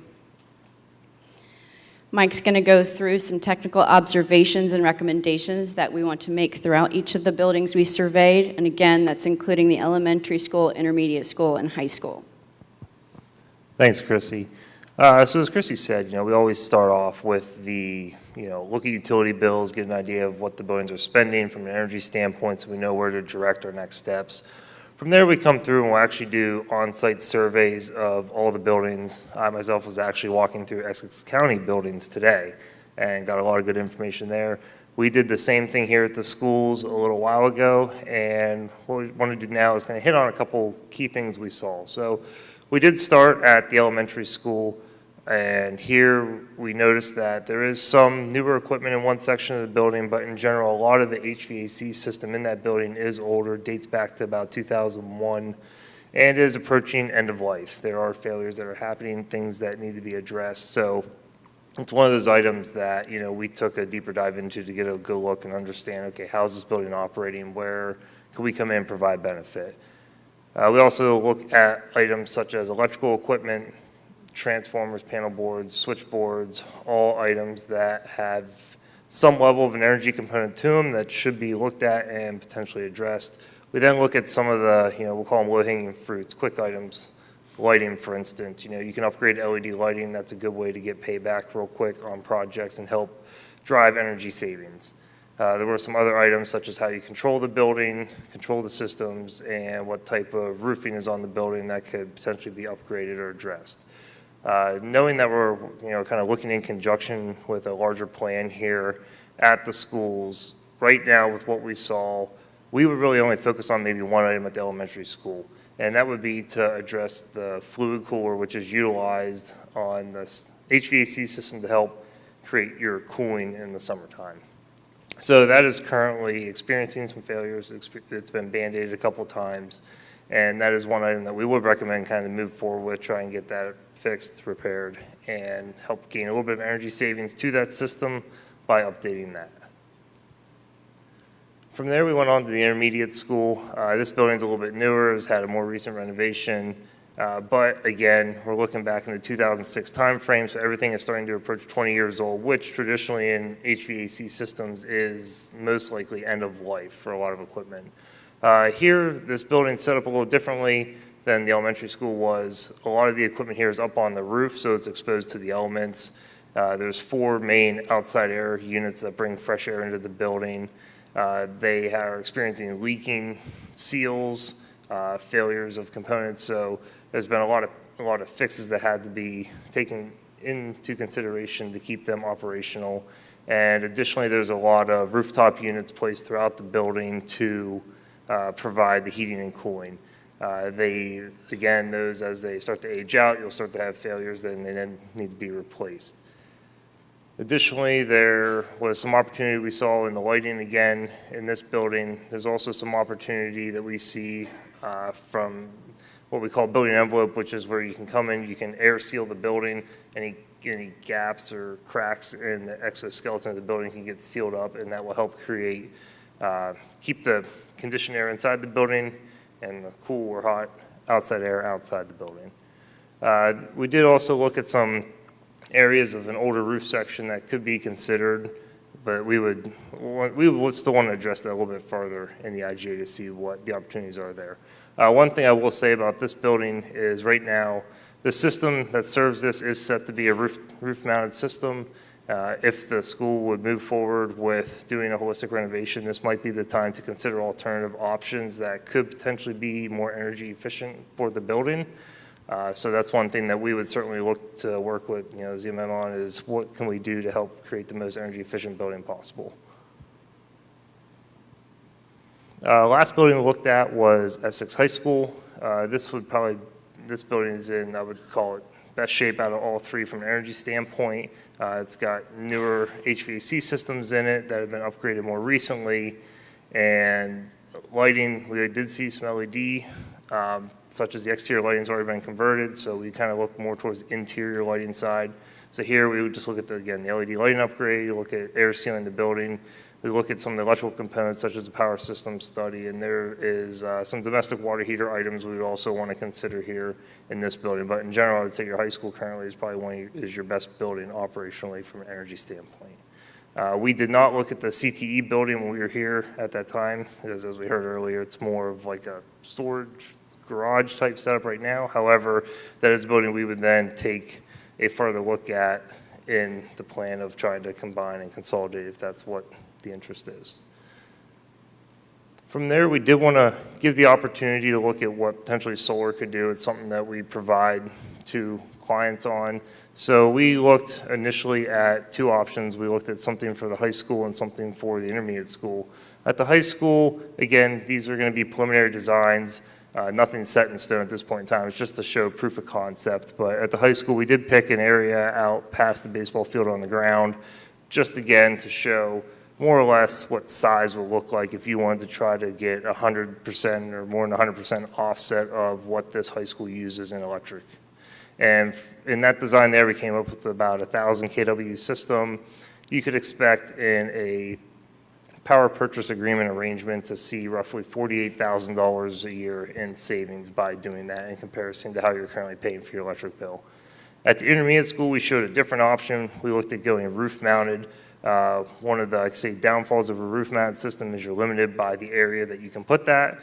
So there we were only able to offset about 68% of the usage of that building. But again, that could generate upwards of $20,000 a year in utility savings for the schools.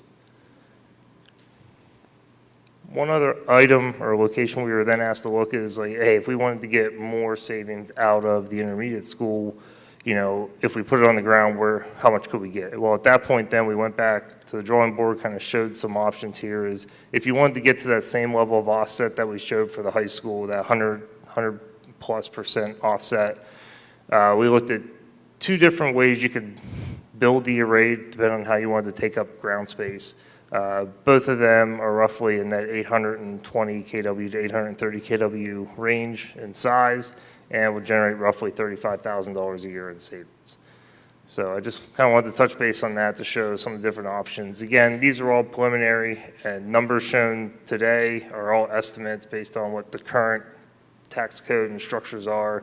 Obviously, the one big beautiful bill plays a role in how solar's future will look, starting at the end of this year and then in June of 2026. So there could be some changes to these numbers if it's something that, you know, we move forward with. But again, did want to give that opportunity to show what that looks like potentially and what the impact could be for the schools.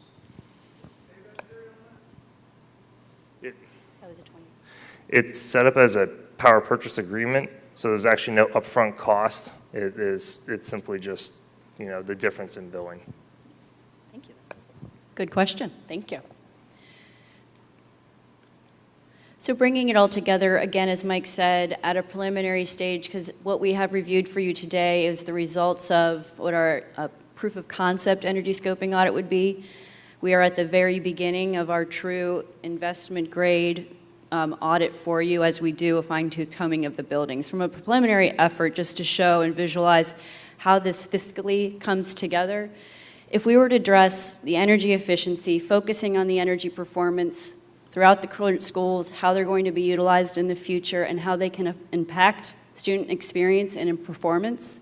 We want to look at not just energy efficiency, but we want to look at comfort settings, things that allow a better scholastic performance. And we can address all the items that Mike just listed and talked technically through us.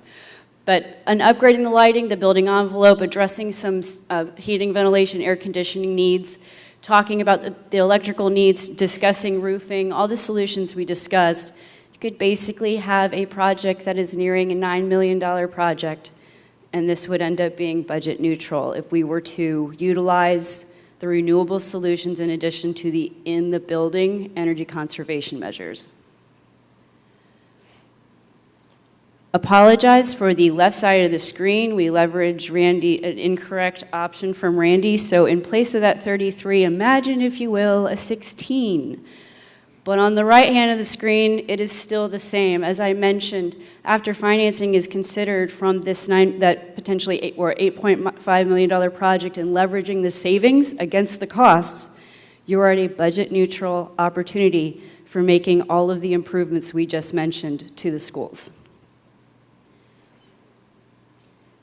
These projects get funded, as I mentioned, through tax-exempt municipal leases, bonds, but we leverage the solar PPA, which, as Mike mentioned, is a zero output cost way to reduce your electric significantly and use that savings to not just invest in your students, create educational experiences, but really drive down that cost to really build up what you can do for the buildings. And as I mentioned, in addition to the money savings, the energy efficiency, a lot of the efficiency talk that we're talking about, you will gain opportunities for student learning experiences, community learning experiences, and engagement opportunities. This will evoke opportunities like we mentioned with the tax credits. There will be doors and windows opened for grants as well that will come back as rebates to the schools and the county as well, and not to mention the renewable impact on your environment. As I mentioned, as we've been working within the teams over the past year, where we're really starting to dive into now is get those true those true operational understandings and data. Then from that, get firm fixed pricing, get accurate costs and savings that are guaranteed to the schools in the county, of which build a meaningful project, cost-efficient, very financially smart, and operationally efficient project that is meaningful for the community.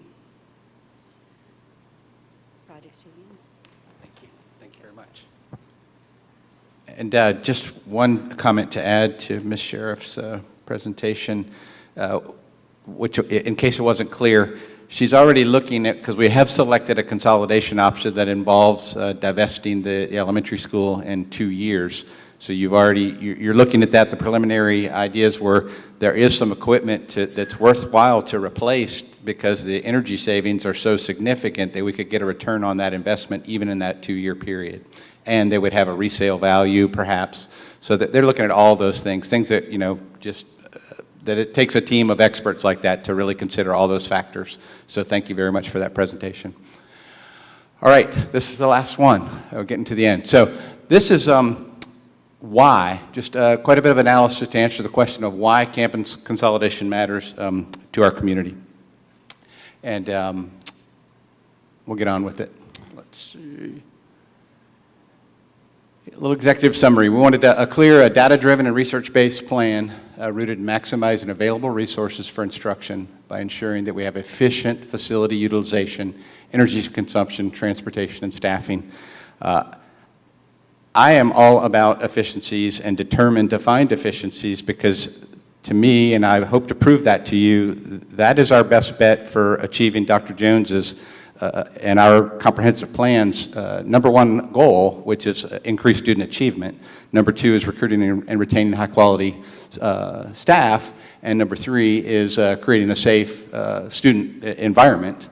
But it's the efficiencies because as was pointed out in Mr. Akers, Chairman Akers' presentation, and I'll reiterate it here, we're funded by a state formula that based on our number of students. And that formula does not know how many buildings we have. It doesn't know if we're in 1 building or 20 buildings. And it doesn't reward us for being in too many buildings, and it doesn't punish us for being efficient. It gives us a flat rate of money per student. So it's up to us to find the efficiencies, and the efficiencies translate to putting more dollars to instruction and less to overhead. And that's what this whole presentation is about. So the backdrop, we've experienced an annual decline in enrollment averaging 2 to 3% over the past 20 years. We showed last year's numbers of 1095. This year we're at 1068. Each year we lose about 25 to 30 students. And it's not an indictment on us. It's nothing we've done wrong. There are just fewer kids out there. And I will show you that here in a moment with pretty extensive demographic analysis. But it's resulting in our facilities being used at just 36% of their capacity. That's the bottom line. Far below the 70 to 85% utilization rate recommended by state standards. So our current budget is 53% of our operational budget goes to instruction. 46.6% goes to overhead. And that's basically everybody that's not directly teaching students in a classroom is considered overhead. All the parts and pieces that make the school system run, they're all important, but they're not directly instruction. So our near-term goal would be to shift that to more of a 60-40 model, emphasize instruction more than overhead. And then long-term, and I'm going to show you just 4 key national level studies that indicate that through consolidation, through doing case studies on multiple other consolidations in rural divisions, how it's achievable to come up with a 70-30 instruction to overhead apportionment of funds. So consolidation redirects our operational budget dollars to classrooms, and it strengthens our programs. It allows us to have a more robust and sustainable offering of programs while improving safety, transportation, and staffing alignment. We have a requirement by law in Section 22.1, which is all about education, Chapter 79.1, which is the school board powers and duties, and Chapter 253, 13.6, that's standards of quality. So we have requirements in there that tell us we have to do this work. So just as important as Dr. Jones's achievement work, which is also in that same chapter, 13.6, it's in standard like 1, 2, and 3. Standard 6 is about planning and facilities and managing enrollment. And our past superintendents and past administrators they've failed us because this work is just as much a requirement as the achievement work. And so you're on notice that you got to get after this as well. This should not be me up here talking about this. This should be you and your staff, because you guys are much better equipped to do this than me. So I'm going to help you, but we got to find these efficiencies, and this is a secret. Because the enrollment drives our revenue, and we know what's happening with that. So how did we get here? Up there, 1950s, 1960s, 1970s, 1980s, 1990s, 2000s. This is 2010 to 2020. So each of these is a 10-year snapshot, U.S. Census data, and it's measuring, it's called net migration by age. Don't get hung up on migration. That just means it measures, every 10 years it measures how many people moved in, how many people moved out, how many people were born, how many people died, and it gives us the net difference. and they use the term migration, but it really has little to do with, or not everything to do with migration. The key point here is that every decade up until this decade, see that drop there? That's people after high school. They leave for a period of time, and some of them come back, or other people about that age come back.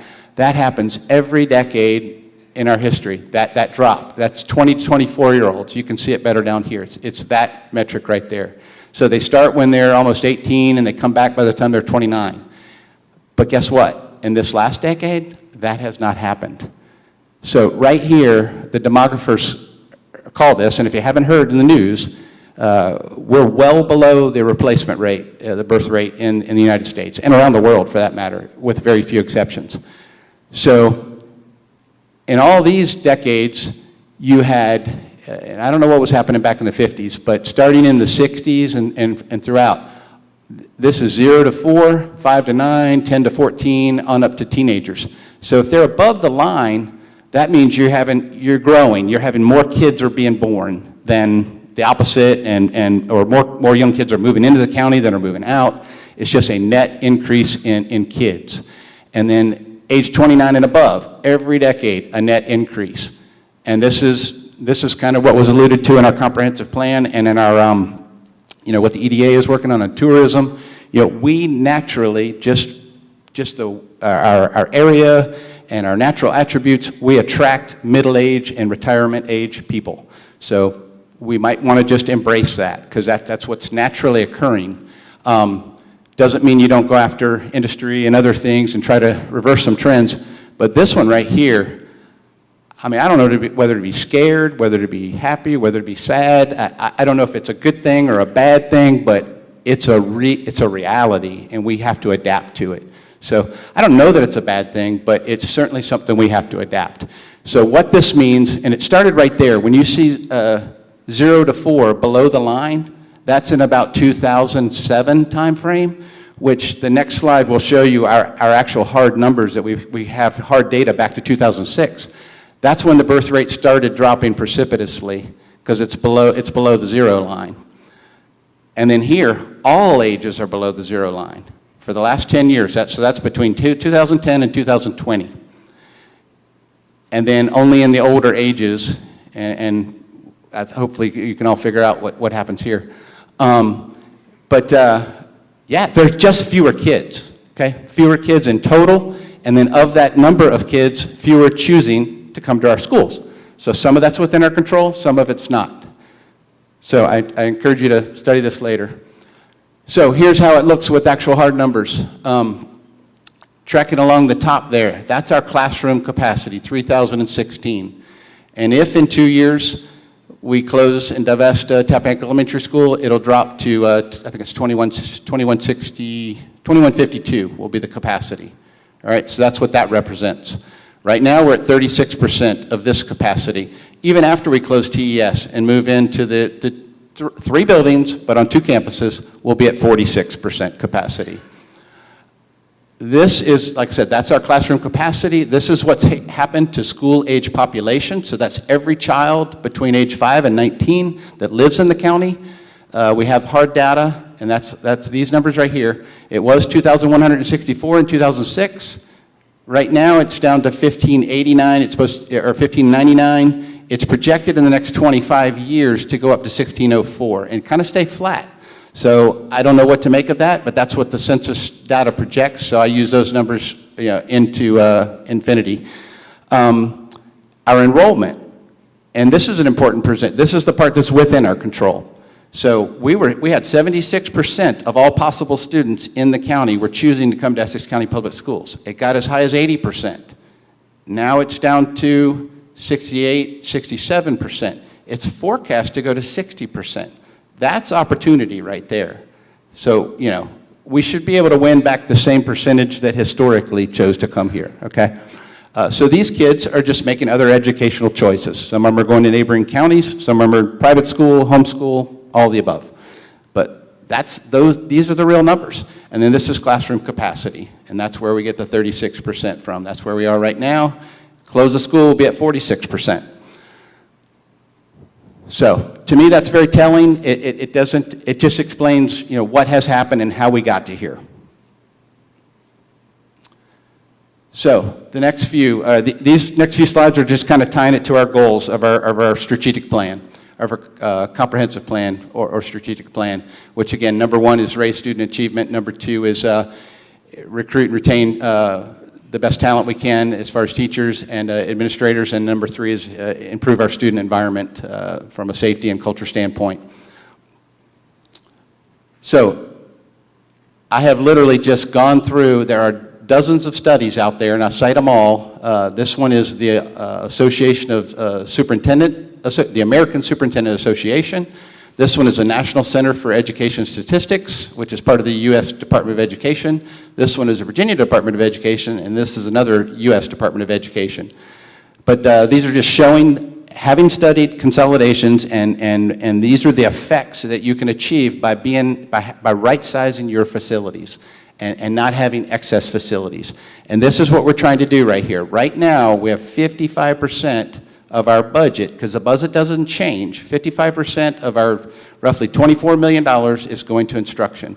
We want to increase the piece of the pie that's going to instruction. That's the whole goal. And the way we do that is by right-sizing our facilities, which makes each of these, the actual direct facility cost, you just saw the energy cost, a lot of those go away. The transportation cost, because we simplify our bus routes, we have fewer bus routes. If you eliminate, you're all very familiar with the buses going across the 4 lanes of traffic into TES. Well, they won't have to go across the 4 lanes of traffic anymore into TES. That shaves at least 20 minutes off a bus route. So one of the limiting factors on our bus routes is our county is very long, so we can't keep kids on a bus for more than an hour. So you take 20 minutes off of a bus route, you can either put more kids on there, or you can have fewer buses. Either of those are efficiencies, or a little bit of both.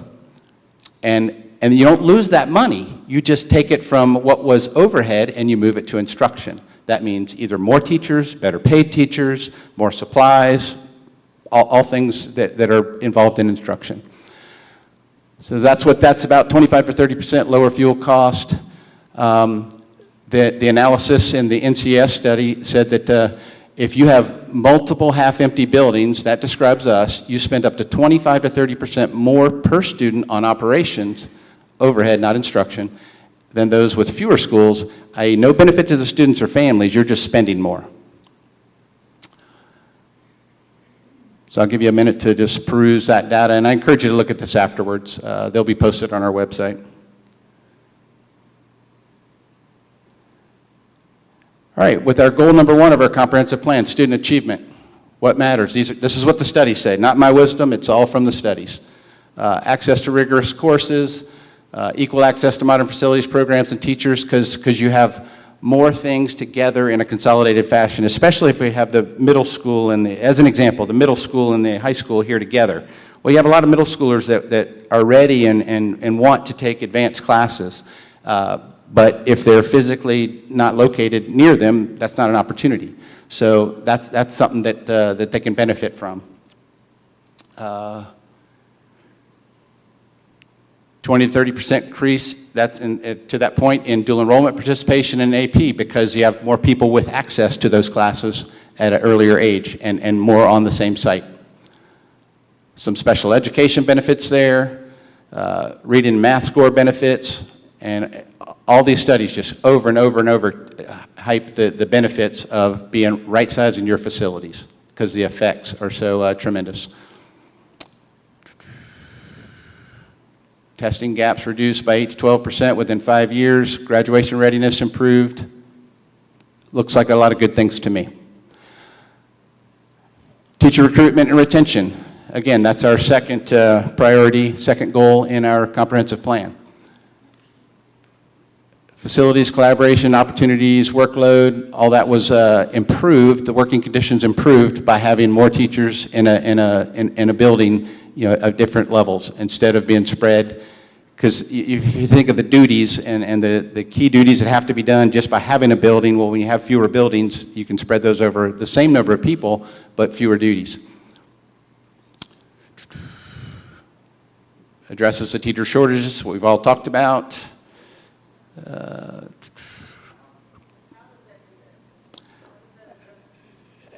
you're welcome to go read the study. These are claims that each of these studies made.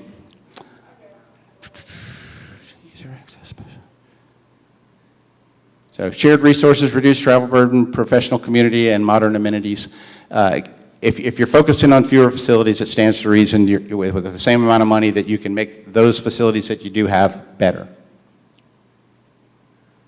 So just a blown up vision of the other. This is our current budget with our actual dollars from our adopted SY school year 25-26 budget poured into this model. 53.4% to instruction is what we're doing right this moment. And these breakdowns are what we're spending on food services, transportation, operations and maintenance, and admin and support, and technology. And we want to shift that to more of a 60-40 and then ultimately a 70-30 model. This is the potential of increasing that portion of the pie, which is so key in achieving better educational outcomes by putting more resources to instruction.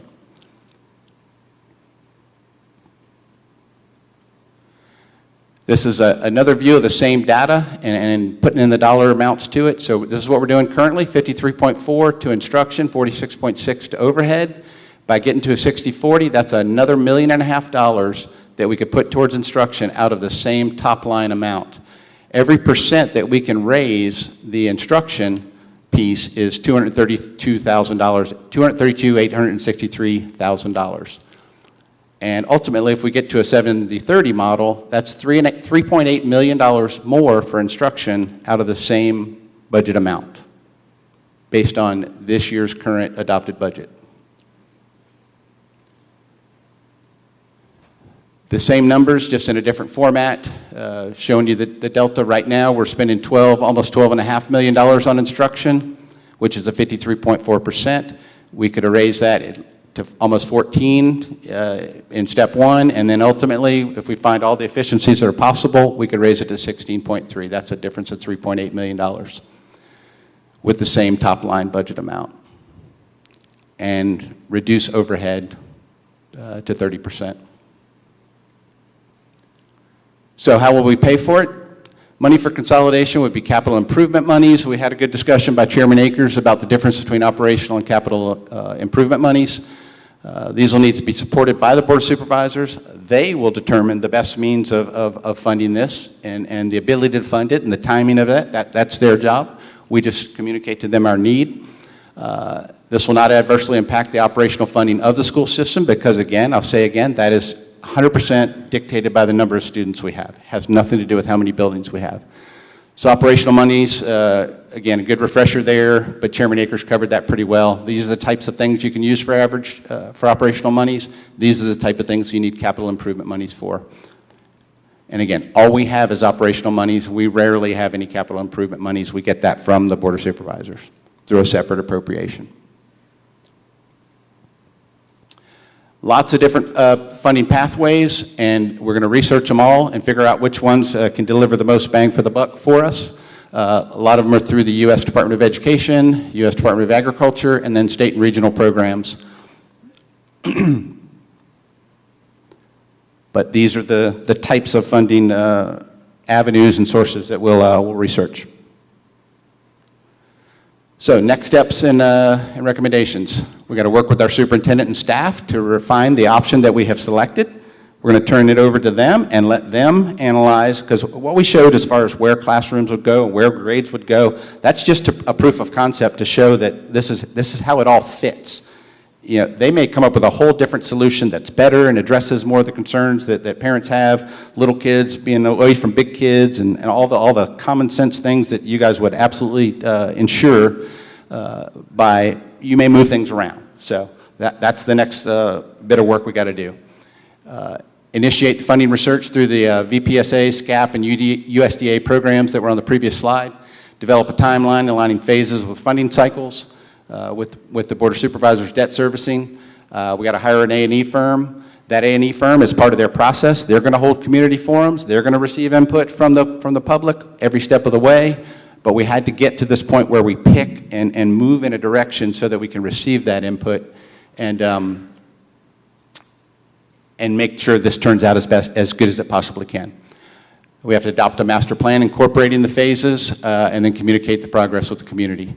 And again, I'll reiterate that under Virginia Code 22.1, 79.1, and then the standards of quality here, these are the words right in the state law. Every school board must adopt a long-range plan considering capacity, efficiency, and enrollment trends, including a forecast of enrollment changes and a plan for projecting and managing enrollment changes, including consideration and consolidation of schools to provide for a more comprehensive and effective delivery of instructional services to students and economies in school operations.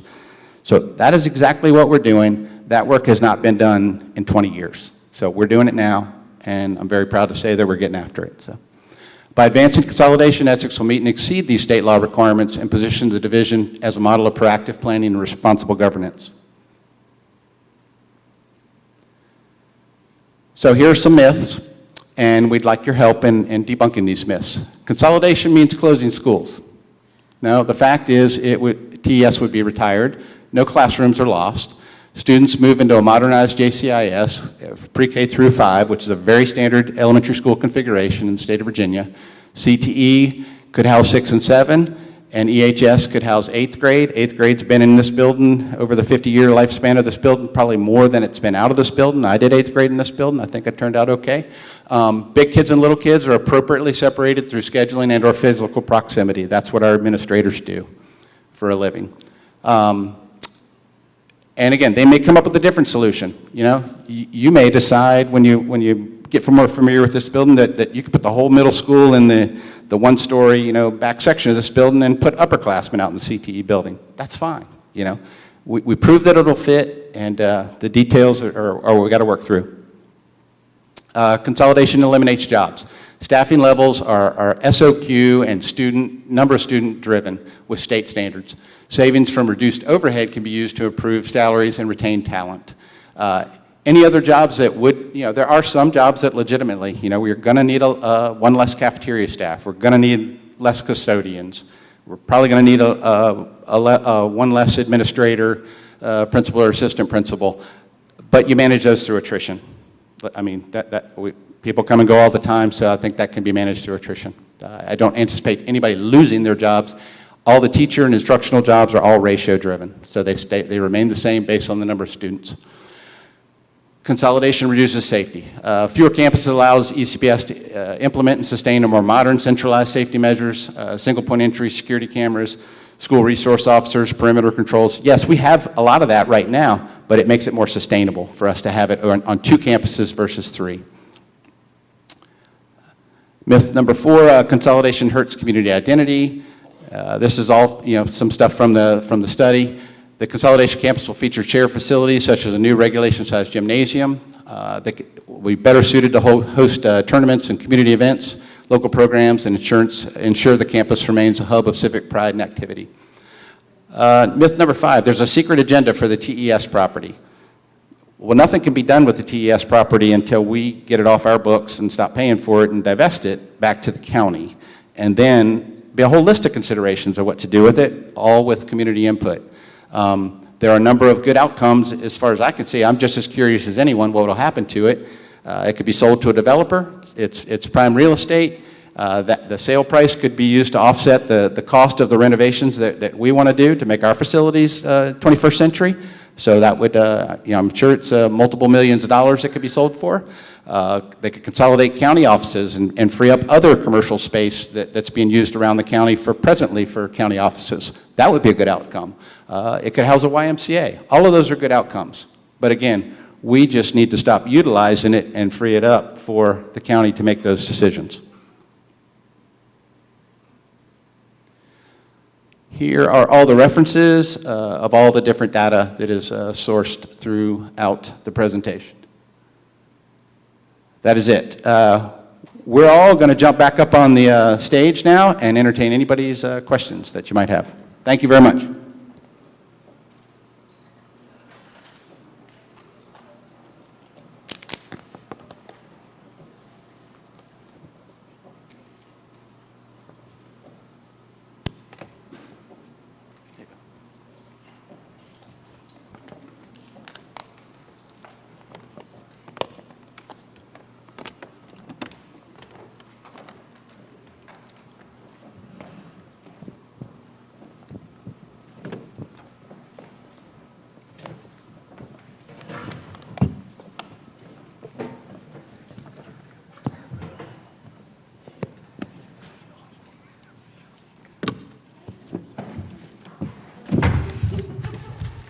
All right, we're on the home stretch, I promise.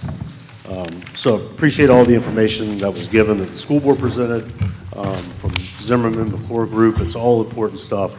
I think a lot of it goes back to what we're all trying to accomplish, which is finding efficiencies, wanting the best schools that we can have as possible. A lot of options, nothing's been predetermined. A lot of community input is still going to have to happen with all the stuff that the schools are doing, including what the county does. As Scott mentioned there at the end, I've had a lot of questions to me saying, well, what's going to happen with TES? Our board hasn't discussed it at all. So there's been no determination because nothing's happened with that so far. I've been asked, well, what's going to happen with the name of James Carey Intermediate School? As far as I know, nothing will happen to James Carey Intermediate School. It's the name of the building. It would say the name of the building. Again, no discussion has been made of that. How will it get paid for? I hope between our presentation and what the school has provided that those monies come out of capital funding. The only caveat I'll say with the presentation that Randy made, it is unlikely, given what we have right now, that it could happen in 11 months. I mean, looking at our debt service and when monies fall off, that's when we have to get to that next step to where the schools will present whatever their refined option is. We have to work it into a debt schedule to see when that's going to be paid for and how it will be paid for. We'll have to look at what grants are available, what our bond rate looks at. So all that has to be done still. But at any rate, I hope you got a lot of good information. I will certainly at this point welcome any questions that you have for either the school board or for our board. Once we close that out, happy to meet with people individually to answer any questions that we possibly can. So with that, I'll open it up to any questions, comments. Ms. Hammond? Good evening, everyone. Leah Seeger, 5768 Richmond Highway. I do have a series of questions, so if you would just bear with me. First, which comes first, the acquisition of grants and funding for the project or the consolidation decision? Because that was not clear. Well, we've made a decision to consolidate, and we've selected a concept. So part of the analysis on the timing of it will be to get the decision on the funding, the timing of the funding, the availability, the type of funding. So we're making a consolidation decision and then finding a way to fund it. Okay. So the LCI, Local Composite Index, was referred to a couple of times. The 2022 biennium had us at 0.4636, and the current biennium has us at 0.4189, which is our local ability to pay has been lowered. Right. So we are funding our capital improvement plans, the plans that have been presented over a decade, roughly $16 million that we had not been able to pay prior for projects is now being funded in this consolidation, or at least being proposed in this consolidation. Just to your point, so just to clarify, the 7th grade wing behind JCIS, the old CTE building, having it outfitted, we were told at one point that the OSHA was not compliant, especially with it being a prior bus garage. Also, the lighting, transformers, HVAC, solar, with many of the current buildings that we have, it has been proposed to have efficiency. So where are we finding the funds from to outfit and retrofit all of our buildings, but yet we are consolidating? Please repeat your question. I'm sorry. Sure. So to put it more simply, we have not approved capital improvement plans over a decade, so now we're just going to do it all in one fell swoop. And how do we ensure that that happens? Well, we come up with a capital improvement plan, and we did that this past summer, first time in about 7 years, and we've shared that with them now, but they have to answer, the Board of Supervisors will answer us if we can get those things funded. From us, it's just a request. Okay, so I guess that goes to the Board of Supervisors. How will we ensure that these projects are seen to completion, because much of what's been offered has not been funded in the past decade? I can partially answer that. when specific projects were presented to the past to the Board of Supervisors, it's been very lofty pie-in-the-sky numbers.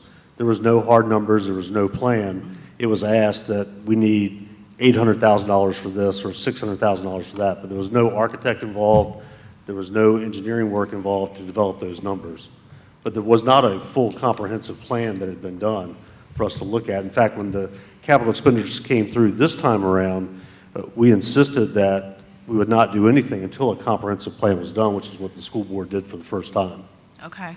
I thought one of the projects said it was around 2022, 2023 where it was first initiated. That would be... There were a lot of things that were done with COVID money that shouldn't have been. And those things that weren't funded by the board, but it was funded by the schools. Okay. Are you speaking of projects that were completed and funded, or this the that were consolidation proposed, study? That were proposed, studied, presented, and unfunded. Yeah, this study that we kind of made a selection, that work did begin in 2022 and 2023. That's how long we've been discussing it, but we haven't done anything other than study it and select. We finally have selected an option. Much to the point. So we've been talking about it since 2022, 23, and nothing has become of it yet. Well, yes. Would you like an explanation of why that is? Sure.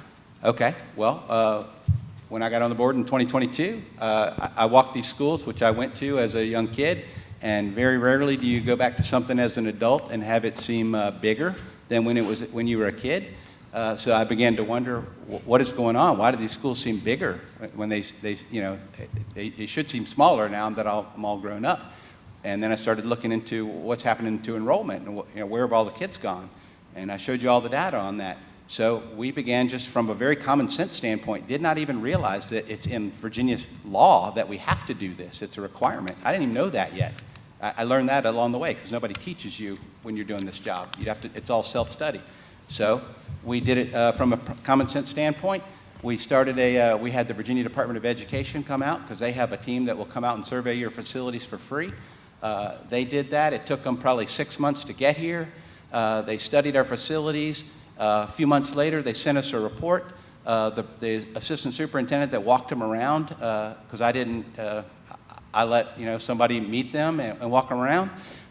We get the report back, and they didn't even look at this campus. So the report was sabotaged. The person did not show them our most beneficial or premier campus for a study to study all of our facilities. So we sent them back to the drawing board. They spent a few more months adding this campus to the report, and that report had a disclaimer that, hey, if you really want to do some actual construction or actually build something, you need to hire a consultant, architecture and engineering firm to do that. But it was still a useful report, and it said two things, and a lot of people focused on that. It said you don't need to do anything. Well, that's always true. You don't have to do anything, but that's very inefficient to not do anything. But it also acknowledged that we're severely over capacity or underutilizing our buildings. So that chewed up about a year of time. Then we hired ZMM architects engineers in about in late 2022 timeframe, early 23. We had the meetings that he documented. We had the cross-section of community and school employees and everything. We met to scope this. We went into that study under the assumption, based on the enrollment numbers and based on the capacity or under capacity of our buildings, that yes, we do need to consolidate. We looked at all the facilities, all three campuses, to see which two out of these three are the best to keep for the future. And it was far and away, JCIS and EHS were the best to keep. So we paid a contractor or a consultant $30,000, and prior to the consultant finishing their work and fulfilling their contract and giving us the answers to our correct questions, we had an election, and the board dynamic changed, and the board politically ceased studying this matter. They canceled it, which made no sense to me, but I was in the minority on the board, so that's what you do. So then I began to research, well, what other reasons can we have to compel us to do this? And turns out it's in our standards of quality, it's in Virginia state law. We have to do this. It's not even a choice. And you have to do it annually. So, I began to educate our board members, and I think at this point, we all just recently voted for it. I think we all, nobody wants to do it. but we all realize we have to do it. It's our job. We have to confront these challenges. So that is why it's taken so long, because we've So had some setbacks. you referenced the standards of quality. Has that been taken into considerations, particularly with teacher-student ratios as well as licensure? Because that was the one thing that I didn't see in your presentation. And I was listening, and I've been following. So, you know, I know this is not easy work. It's difficult work. But however, has that also been considered? About having Teacher-student ratios and licensure. Just because we put all the students in one building doesn't mean that we have licensed teachers to accommodate all of their needs. Yeah, that's a Because little bit... that also, sorry to cut you off, but that also factors into the state's ability to pay for, you know, operational costs and that sort of thing, mainly if we're meeting the standards of quality. So has that been considered? Of course. I mean, that's what our superintendent is always doing, coming up with better ways to increase the talent we're able to recruit and retain. Finding certified teachers and licensed teachers and licensure, that's a bit out of our control other than to try our best to recruit and retain them. So I'm not sure what that has to do directly with facilities, but you should have noticed in there that we want to preserve, at great expense, a 1:18 student-to-teacher or teacher-to-student ratio, which is 25% below what Virginia Department of Education recommends. So do you not want us to keep a low teacher-to-student ratio? I don't think that's a decision for me solely to answer. However, I can speak to how it correlates to buildings being consolidated. I don't want to waste any more time for anyone else, so I'll definitely speak one-on-one. Thank you. Thank you. Leah, I did want to address one thing, because maybe I didn't pick up on it first. You know, we had McClure Company met with previous administration back almost 2 years ago to talk about all these energy efficiency studies and savings that could be happening. I didn't know about it, and in defense of the school board, they knew nothing about it. It wasn't until McClure Company came to the county and said, hey, we were trying to work on this with the schools, would you be interested in it? They gave us the presentation they had provided to the previous administration. I contacted my counterpart, Chairman Croxton, and said, are you aware of this? And he said no. So it wasn't until here just recently that the school board was even made aware that any of that previous discussion had happened. And I'd like to give a shout out to Mr. Randy Jones with ZMM Architects and Engineers, because I called him when I sensed that the board was willing to re-look at this important issue and that we had to move forward with it. I reached out to him, and he had zero obligation to continue working with us, but after a year and a half, he was willing to get us to a finishing point. So I appreciate him being willing to do that, because he could have said, no, your time's up, you know. So thank you very much. I just want to reemphasize for the public that the efficiencies that were talked about would be paid for by the efficiencies. The county does not have to outlay, or the school have to outlay those monies. That's the way that system works. So there's no capital money, Ms. Seeger, that we're funding to do that. The efficiencies will pay for those fundings.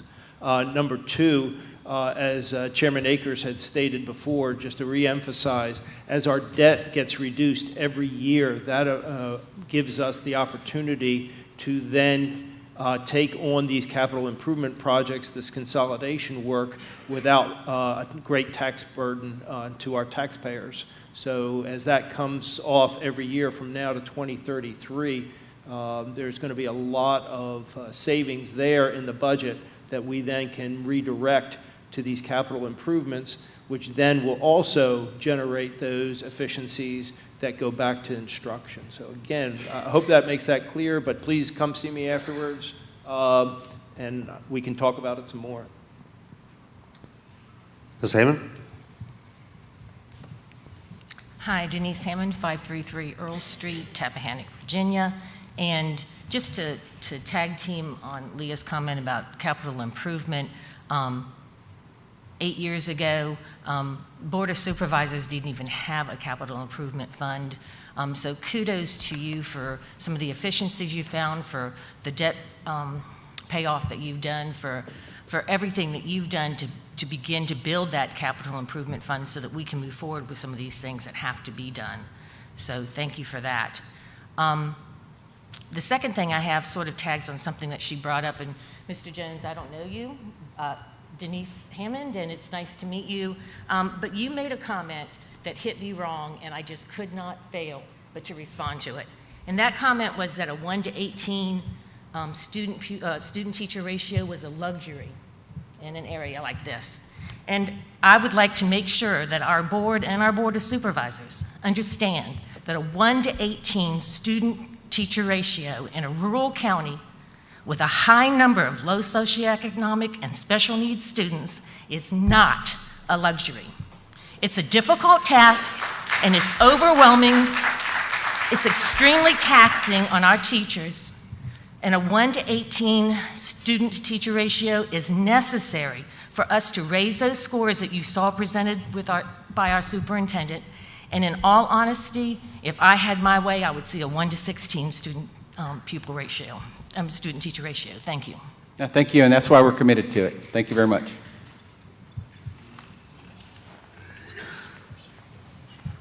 Michelle Dungy, 709 Dulles Street, Tappahannock, Virginia.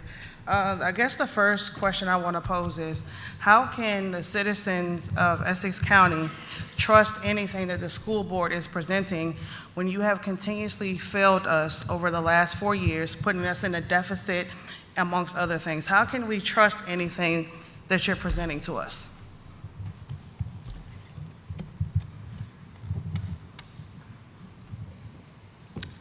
We've tried our best to explain that we have an administration who's no longer here that created the deficits. To be fair for that, though, the administration that you're referring to is no longer here, but the school board had the power to address some of those issues that were brought up continuously about the previous administration in the last 4 years, which the school board failed to do, which is why we're in the predicament that we're still in right now.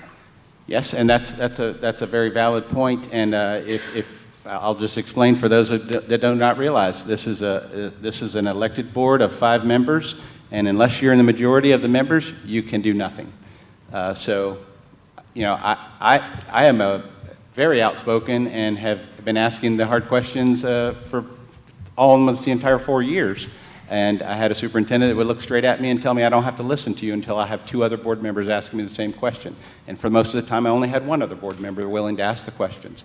So I got ignored. So that's my personal story. So it's a popularity contest, right? It's basically like who That's you not know popularity, it's or who majority. you don't know to see if you can get your notions or motions across. The next thing, so I understand that the state I was codes- explaining to you how a majority works. I know how that works. The state code states that the plan has to be done, but it does not say it needs to be done in 2 years. So why can't we take the time and stop putting this notional planning, as he put previously on these slideshows, to have everything done by 2027? What if the birth rate goes up? What if the county decides to open up new land for real estate and we bring in that data center or whatever else? Then that means you're going to attract students, you're going to attract families. So what is the board going to do, or how are the buildings going to hold the influx of students that could come in? Because there are students coming in. I don't know where he's getting his numbers from, but I've been in the school system and I see the numbers. I see constant enrollment every day. So what is your backup plan to include more students? Because right now we're just working off of this 1 to 18 ratio, and that's not existing. It doesn't happen in Essex County. We're sitting in classrooms with 20, 21, 22, 23 kids. So, I mean, what's the plan if we get more students? Because that's the goal, right? You want to attract people to the county, not push them out. Absolutely. So what the enrollment data showed and what all the census data showed is that we're presently at 67% of the total number of kids that exist in this county that are school age. Okay, so we're at 67% of them.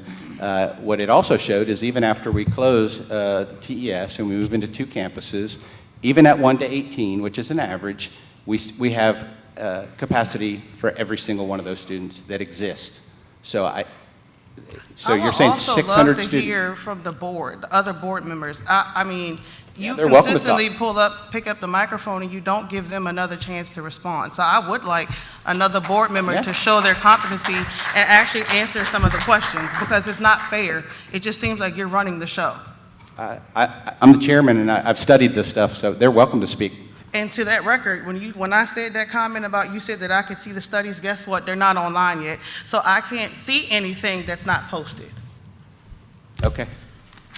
I apologize for that. The plan included, and I've said this to you in email before, it does not include early childhood special education or Head Start. Why is this? We are a low-income, impoverished area that needs to get our younger kids in a stable learning environment. Why does the plan not reflect that? It does. We put 4 classrooms in there for pre-K to I didn't say pre-K. I said early childhood, and Head Start. They're completely different from pre-K. I understand, if you'll let me finish. So we put 4 classes in there. Right now, we just have 2 for pre-K, so we have extra capacity in there. Plus, in JCIS, you saw there was a bunch of classrooms that are not accounted for, meaning if we have other... At the current JCIS, they're not accounted for? No, ma'am. In the plan, which Mr. Jones just showed you, there was probably 6 to 8 classrooms unaccounted for, not part of the plan. There was 3 8,000-square-foot areas that we have the choice of to put the school board offices in. And guess what? If we use one of those, that means the other 2, which is 16,000 square feet, are still remaining. That's 16 classrooms. So there is plenty of space to accommodate all of these needs. We have told the superintendent that our expectation, especially in a new facility, is that Head Start will come under our jurisdiction so we can have oversight of it. Right now we have none. We transport them, we feed them, but we have no oversight over their instruction. We want that to be included as part of our early childhood offerings. So all that, there's plenty of space for all of that, I can assure you. How come the staff and the citizens of the county were not surveyed prior to this vote again? How come you didn't ask for our input? Why are we in the town hall meeting now when you've already made a decision to go with option A? Because as I pointed out, it's in Virginia state law. This is the requirement of the board to make these decisions. I understand it's the requirement, but also you can ask the citizens and the staff too who are going to have to deal with this. Why wasn't that not done? Staff and administrators were part of the committee. No. You picked 1 or 2 staff members from each school. You did not include everybody, and you only picked 1 or 2 citizens from the county. It's like 10,000 people here. That doesn't I didn't include pick anyone. We had a superintendent that assembled the committee. Neither here nor there. You understood the point. You did not encompass the entire community. I'm sorry you feel that way, but it's facts. Okay.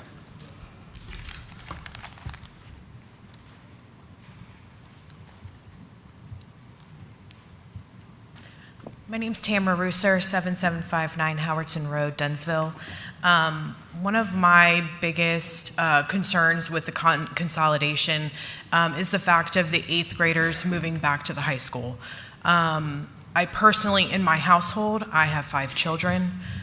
In my household, there were several issues with my 8th grader being at the high school. I ended up pulling her from the school because of all the issues. Her being in classes with seniors should never happen. That age range for a child in 8th grade, their minds are still they're still developing at a ridiculous rate. There's no reason for an 8th grader to be in a classroom with a junior or a senior. The fact that the CTE building is going to be split, that tiny building, split between 2 grades. The classroom, I mean, in the diagram, it showed the classroom sizes. How is that going to accommodate the classes that they need without having them go into the high school? And as you also mentioned in the slide, room for the middle schoolers to be able to take advanced classes as long as prerequisites are met, I'm assuming, that they can take advanced classes when there's a separate school for them to not be mixed with the high schoolers. How can we protect our younger age children from additional influences that they should not be subjected to?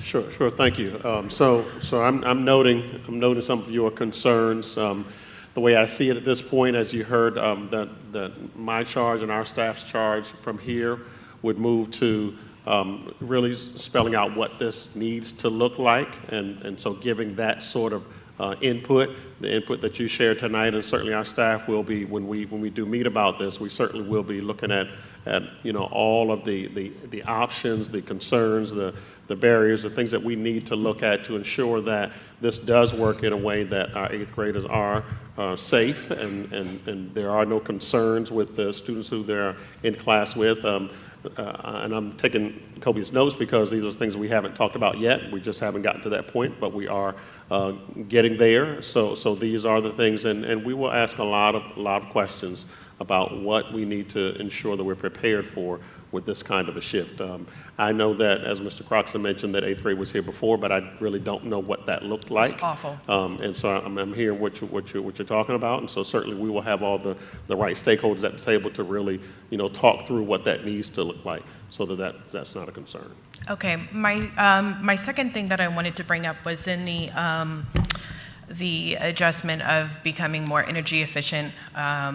And I am on the board for Essex Youth Football Association, and in the diagram it showed that the solar panels being put into the fields behind the baseball fields, which is where we have all of the football teams practicing.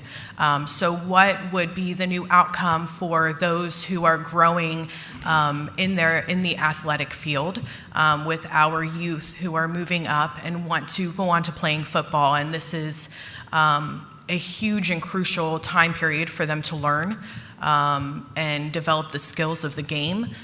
Where would we be practicing? Where would our youth be practicing from that point? It's a 50-acre campus. There's room for both, I can assure you. It would take up a very small footprint. Ms. Sheriff, do you recall the square footage of the solar panels? We'll deconflict those things for sure. Okay. It's a great question, but thank you. Thank you. More just proof of concept of Yeah. size. Okay. Yes. It could easily probably go on the roof of the high school as well. It's just simply showing how much size it would take to offset 100%. Right. It doesn't mean that's where it's going to go. It's simply We'll pick the least impactful, corner of the property to put the solar panels, so they don't. But that's a very good input, and that's one that we'll for sure take into consideration. Thank you. Thank you.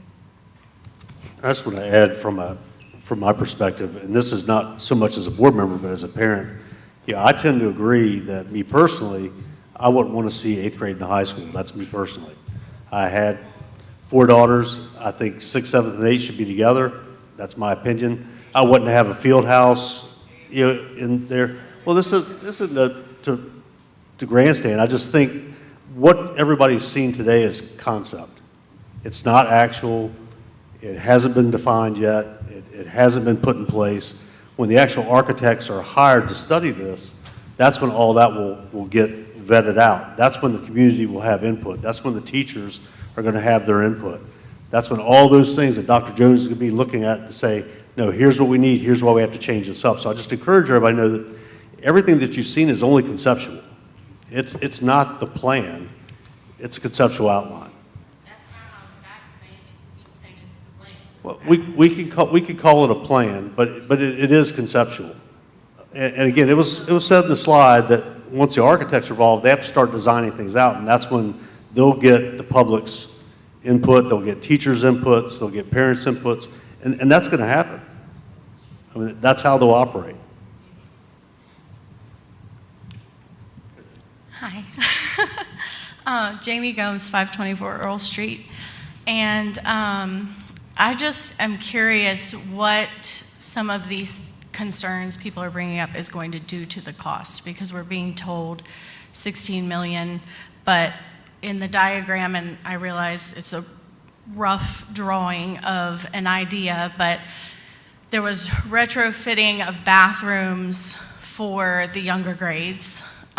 What I saw in that diagram was only 8 classrooms. Currently at the elementary school, there are 9 classrooms that need to have bathrooms those children can use. I did not see in the diagram where that was. So are we adding more classrooms to those hallways in order to have those rooms? And have we thought about what that's going to do to the cost if we have to add classrooms to a hallway for the younger kids? Because the younger grades have more children than the upper grades. Another thing is drop off and pick up. So I don't know how many of you go down Church Lane in the morning and see the elementary school drop-off and pickup line. If that is on Marsh Street and there is a throughway for the buses, that doesn't help the parents who are dropping off and picking up. And we're going from 4 grade levels at the intermediate school that are currently there to 7, and the elementary school has more parents doing drop-off and pickup. So what is that going to do to Marsh Street and Church Lane in the morning when all those parents are trying to left turn onto Church Lane to go to work?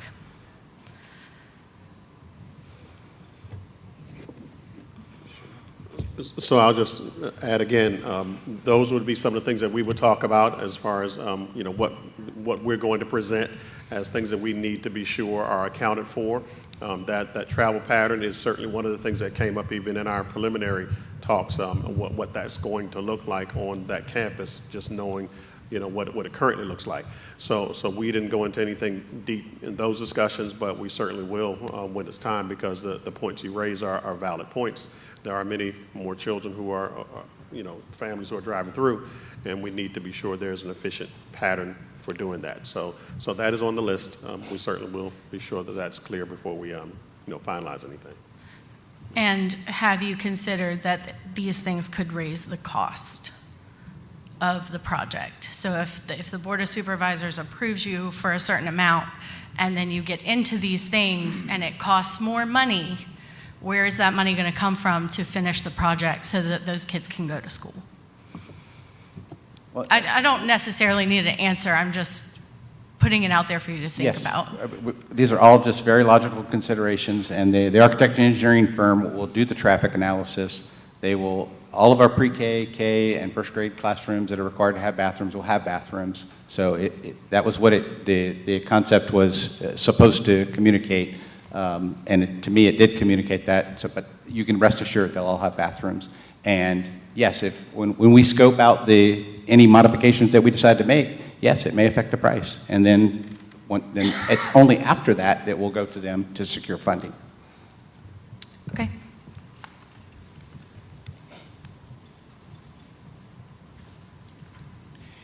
Perry Hickman, 251 Hickman Road, Tappahannock, Virginia. Got a couple of comments and one question.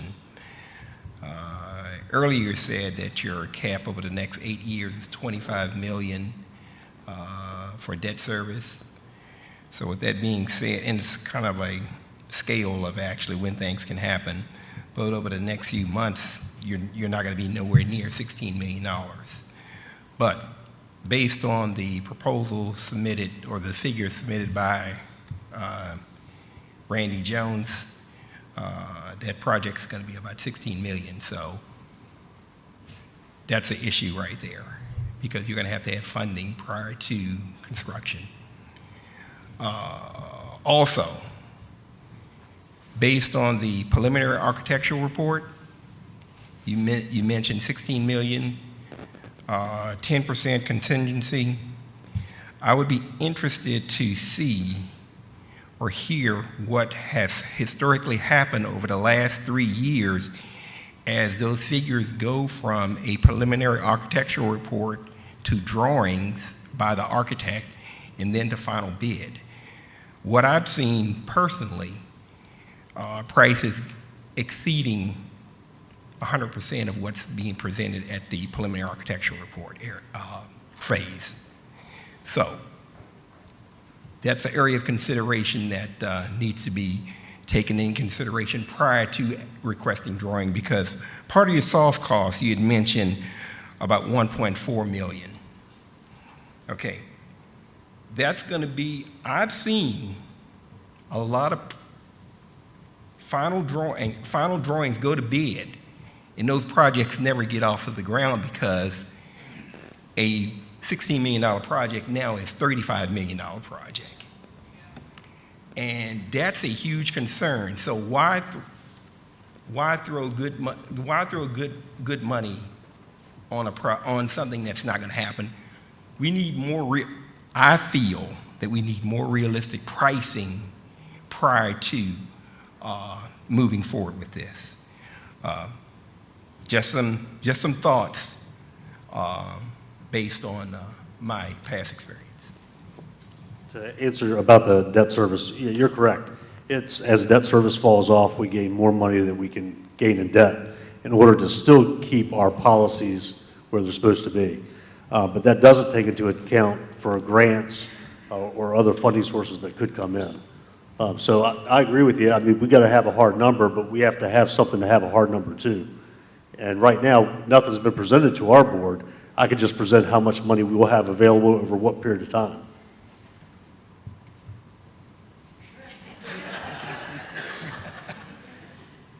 Yeah, a couple of those grants that you actually mentioned, they're not going to, they're nowhere near the amount that you're actually going to need for this project. Correct. So. And many of them all require like a 50% match, some a 20% match, and that's where our reserves. And one of them actually isn't eligible for the program. So, but yeah, all those things have to be explored. Just to let the public know that between 2001 and 2012, all three of these schools were reconditioned, remodeled, what have you. It cost us up to about $36 million. We had a debt service pretty close to $32 million. We handled that debt service without raising taxes but one time, and we raised it a dime in 2012. So our debt service coverage over the last 12 years has been Class A debt coverage with no problems with our credit ratings or anything like that. So when they start talking of 16 million to 20 million, it's not going to be a burden because we have debt service built into our budget.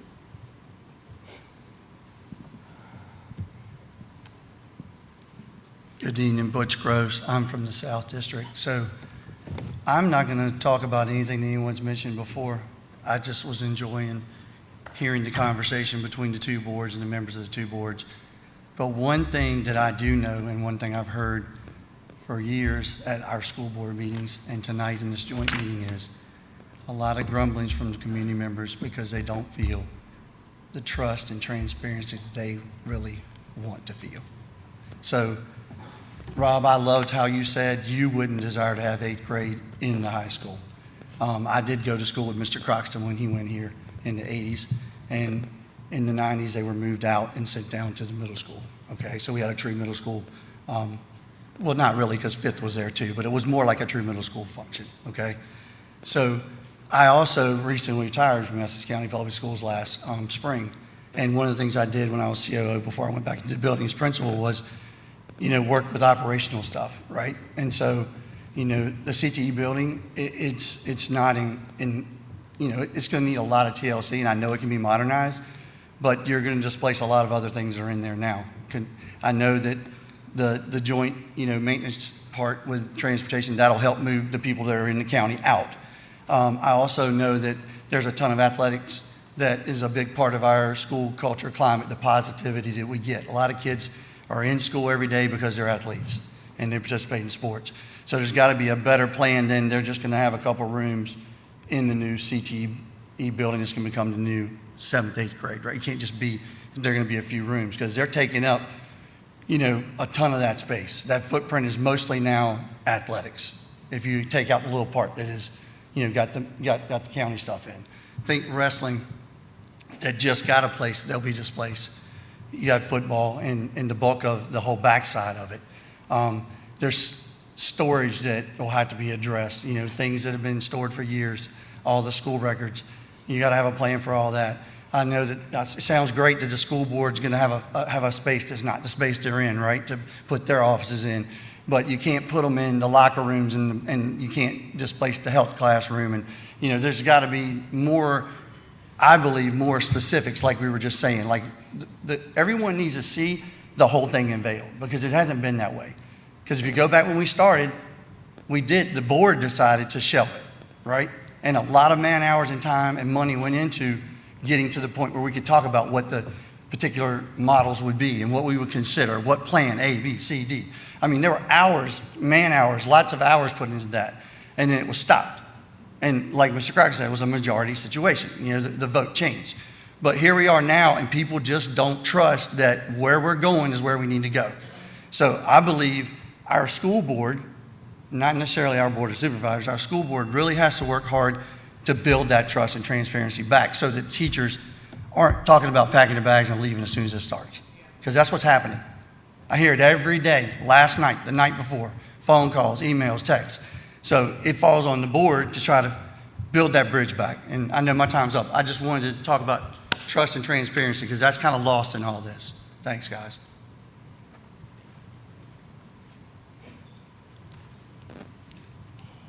Tamara Rooster, Howerton Road again. Sorry, something else had jogged my mind when I was sitting back there. And over everything, it seems like overall funding is the main goal for all of the projects that were brought up today. And it seems like the energy efficiency program should help the overall goal of funding within the county and the school district. If that is the case, why not just go forward with the energy efficiency program and keep the schools exactly as they are? If extra funding would be there then from that energy efficiency program. The main reason is because they're at 36% occupancy. That's the main reason. But yes, I understand that, but as you know, as you stated before, we want more growth in the town. And as Michelle has stated before, if we do have an apartment building come up for more, more lower cost housing, okay, if we have those in place, if we do see more of an increase in enrollment. And as the gentleman prior to me stated, a lot of these buildings are used for sports, wrestling, cheer, football. So all of those are going to be displaced, whereas right now they have a home. And if we do want to see additional enrollment and an expanse in the school, we need that space.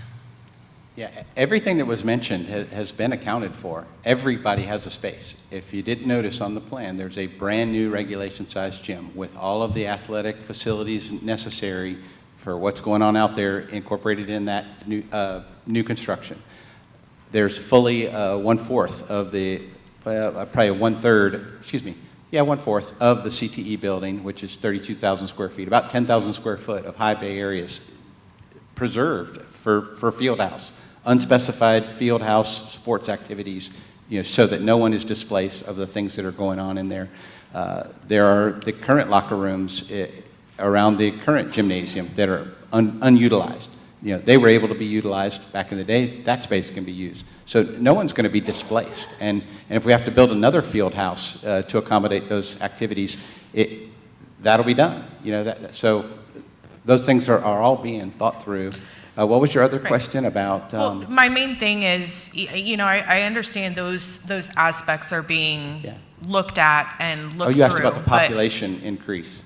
Right. So if there was an increase, but my biggest thing is why not just move forward with the energy efficiency and save the county the funds of doing the consolidation and start off there, and then revisit this in the next 5 to 10 years about a consolidation and seeing if that's feasible, whereas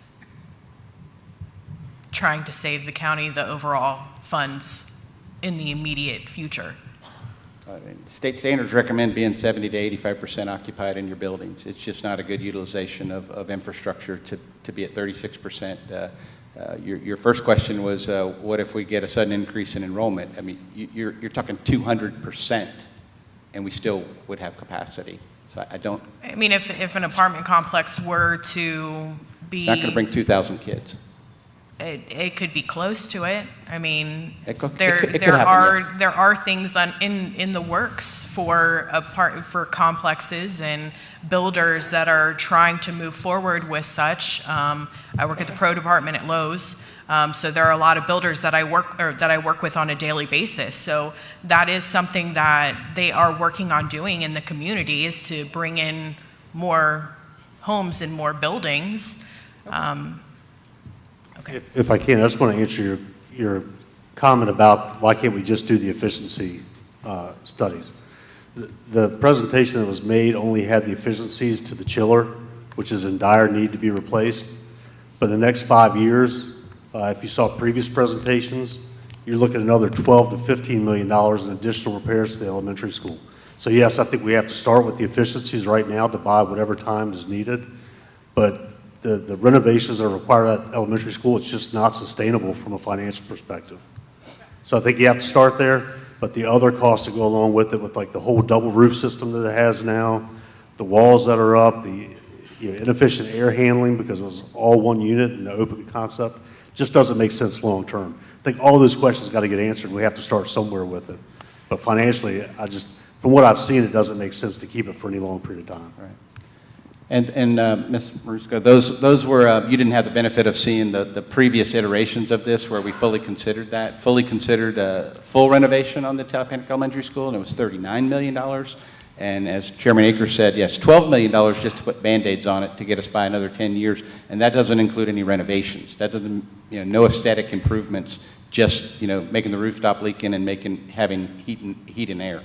So, I mean, we actually have considered those things, but it's great questions. So, thank you. Hi, Diana Doak, 502 Hickman Road. I have a question about maybe the other options. You guys went with option A, but what did other options look like as far as where the students would go? Like the grade levels, I should say, where would they go Sure. in the other options? Anybody else want to take it, or? I could speak. I mean, Yeah. just some clarity. My favorite option was the B option. If you've seen the presentation, it essentially combined the elementary school, JCIS, and only moved the 8th graders to the high school, which would leave that CTE building, which I believe is a good future for Essex County schools into creating almost a secondary technical center that is direly needed in this area for, something else that the Roanoke Tech Center is not providing. But so, I also have 3 kids in the school system, and I've many of the concerns that, like Mr. Akers said, that, former parents have said, and I asked Scott those same questions, and I'm trying to be somebody who works in a school, somebody as a parent, and I'm asking questions that, until we get to this, where we have a really good fine picture of what we really want to do, we can't answer those until we get to that point. So anyways, that was my better picture, because I do have concerns about the younger kids being with high school students. I've seen it working in a school that way. There's always concerns there. There's a lot of things that Dr. Jones is going to have to do to kind of eliminate any concerns like that of parents. I thought that was best bang for our buck. A lot of, there'd have to be a lot of figuring out how to do with traffic, building roads and that sort of feature. B was my favorite, to be honest. Was there ever an option to where there wouldn't be a new gym in maybe an 8th grade building, maybe on JCIS property, rather than having like the school board go to the CTE yes, building? part of that, option B did have a second gym built on JCIS for that, and not a second not necessarily gym. the gym, but scratch the gym and do a building specifically for a 7th and 8th grader or something like that, and have the school board not go to JCIS, have them go to the CTE building and be with the high schoolers in the gym and all that Sure. stuff. Now, I understand your question. So, broadly speaking, there were 4 options. Option A, which was selected, and option C were identical. The only difference was, instead of renovating the CTE building, which is by the engineer's assessment in phenomenal shape, just needs some interior renovations, but it's a fortress of a structure. It's in very good shape. The only difference was it would be torn down. We wouldn't take advantage of that asset, and we'd build new construction in its place, same size. That was the only difference in those options. still a new gym, still the same grade configuration. So A and C were the same other than that. And for doing that, it was about $5 million more costly for the new construction.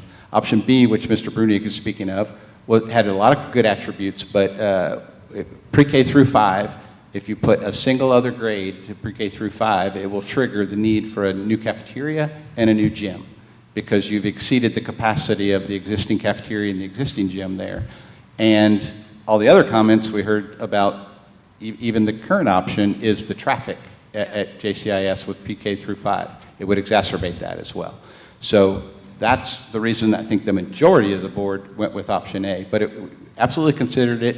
But the option of putting the middle school at JCIS in addition to pre-K through 5, again, triggered the new gym and it triggered a new cafeteria, not classroom space. You could still have, there's still plenty of square footage for the school board and those grades. It would trigger those two big items, and that was about $4.5 million, plus it would exacerbate the traffic. So that was the main kind of downsides to what we considered as option B. Had a lot of good attributes, but the traffic with pretty much only Marsh Street in and out and triggering the new cafeteria and new gym, and didn't think we could necessarily afford a new regulation-sized gym at the middle school and one here. And I mean, my 2 cents, yeah, we're going to invest in a new gym for the community. I think this is the campus it belongs on to get the most usefulness out of it.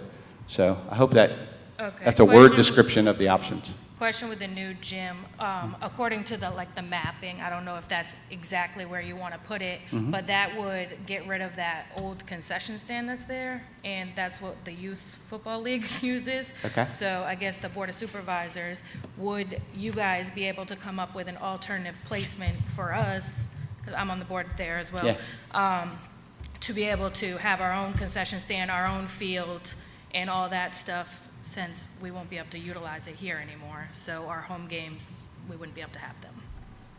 Gotcha. Those are valid inputs. I mean, all things we're going to have to figure out of how to accommodate those. I'm still not convinced we can't share a concession stand with the high school, but I know that's a long, long-running saga. We're not able to, so I mean, I don't think anything's going to change in the future. It could. I think we can get there. We can get to yes. Okay. But great questions. Thank you.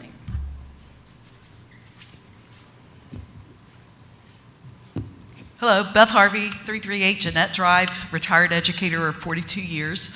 And I just have a question about the middle school. So I understand you've got the gym situation taken care of, but are these 6th and 7th graders going to be coming into this school and using the band room, the library, the art room, all of the elective space? Because I taught 24 of my years, taught 6th through 8th grade, and I get why you want to put them in a separate spot. But I'm concerned of them coming and going and if they have to share the space here, how that's going to work out scheduling-wise, especially if you're going to use this for community and you want to encourage community. Scheduling 7 grade levels to use this school and the facilities other than the gym, to me would be a really huge challenge. And in addition, we go back to these little 6th graders coming in here with the high school kids. Was that your plan, or do you have a plan yet for that? Well, we don't have a plan for that just yet, but that is absolutely something that will need to be discussed and determined, and that would come by way of a lot of communication with the staff here, with the counseling team here, with the administrative team here, to really talk about and look at what scheduling looks like, so that we can really minimize those opportunities for the middle schools to be in here and somehow engaged or amidst the older students. Right now, I don't have an answer to say absolutely there'll never be a time where they will be able to come in, where they'll come in and go to the art room or band room and go back out. Can't say that at this moment, but it absolutely is something that we're going to need to discuss, how to reduce that, and when we are not able to reduce it, what does the supervision look like in those traffic areas, so that we can ensure that there are no concerns But it's something that we're definitely going to have to take a look at because it will be different. Thank you. That's all I want you to consider, because as you want to retain students and get them to come to school, the elective and sports is what helps give them a purpose And they got to be to comfortable. be here. So, Right. thank you. Thank you.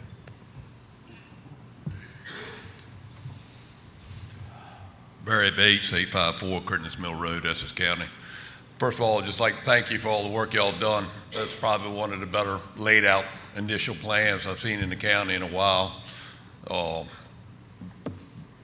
In gesture to some of the comments I've heard tonight, I go with it. It's just a plan.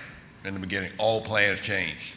I'll speak to someone I know has been there, and anybody on the battlefield knows you make a plan, then you have to adjust during the battle, and you improvise, and you make the key adjustments you need to go forward. So I have confidence in the school board and the board of supervisors that will happen. Appreciate Mr. Smith's comment. We have always met our debt service. It's worked out well. Had to raise taxes very rarely. Also agree, I think the Tappahannock Elementary School needs to eventually be shut down. It's probably due to no one's fault. Maybe it's just time. I don't think it's one of the better built school buildings we have. It's been a lot of maintenance on it over the years. It's required numerous adjustments. It's cost a lot. This high school's been here, what, it opened in 71 or 72, and it's had one major remodel. It served us well. The Carey School, Mr. Carey School, that has served us well with very few remodeling. They were just well-built schools we ought to take advantage of. I do appreciate the VOTEC that was brought up. One concern I do have in this county, we did away with the trades a long time ago, and I'm not sure the community consolidated VOTEC has served us well. We're running our expert plumbers and electricians are aging out in this community. The FFA program has died withered on the vine. I know it's offered over to VOTEC, but when Rappahannock went to their own FFA program in 2021, they hit over 100 students enrolled in that program last year. I don't think, and it's not a knock on the VOTEC school over there, but I don't think they've ever had 100 students enrolled in the FFA program over there. I just don't believe students like to leave their peers, their known localities. So hopefully VOTEC will be a consideration in the future. Thank you. Thank you. Yes, and that's Mr. Brunig's inspiration, and I fully support it as well. We absolutely want to study and see what types of CTE programs we should invest in to complement what the Northern Neck Tech Center is. No reason to compete with them, but where is there a demand signal that exceeds their capacity, and that's what we should offer, and that's why we're preserving fully a fourth of the space in the CTE building. But there's more classroom space in this building. We can preserve more, and that was Mr. Brunig's input, that we should set aside even more for expansion. So that'll all be in the analysis. Thank you. Great question.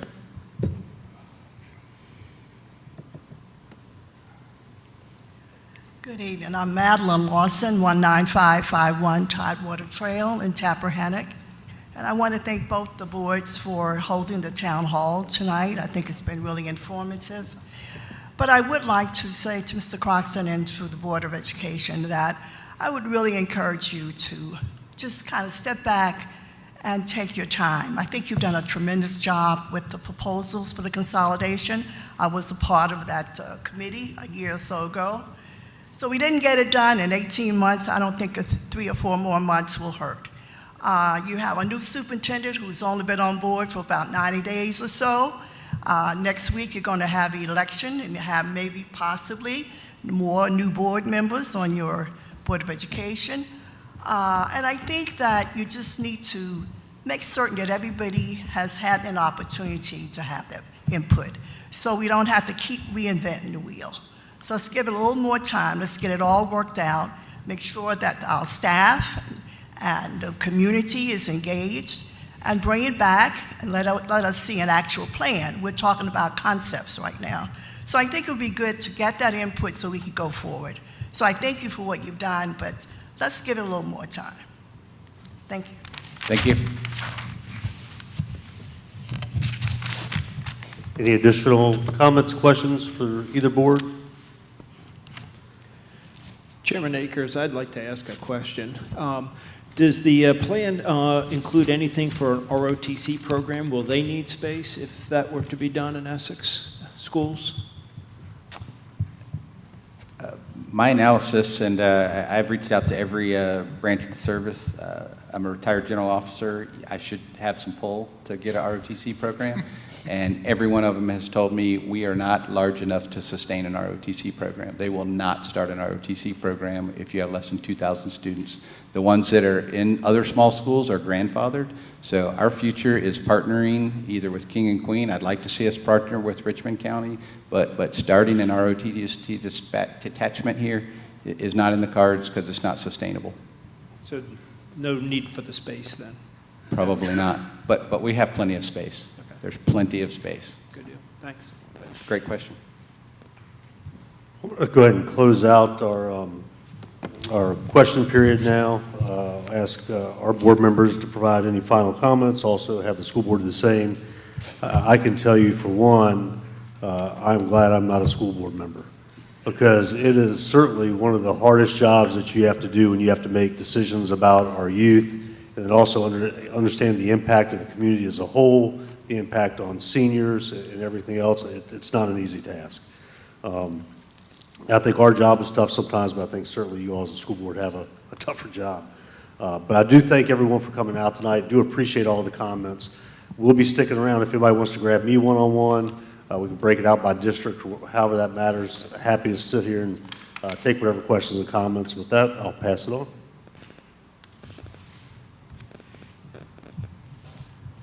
I personally like to say thanks to all of you who have shown here tonight.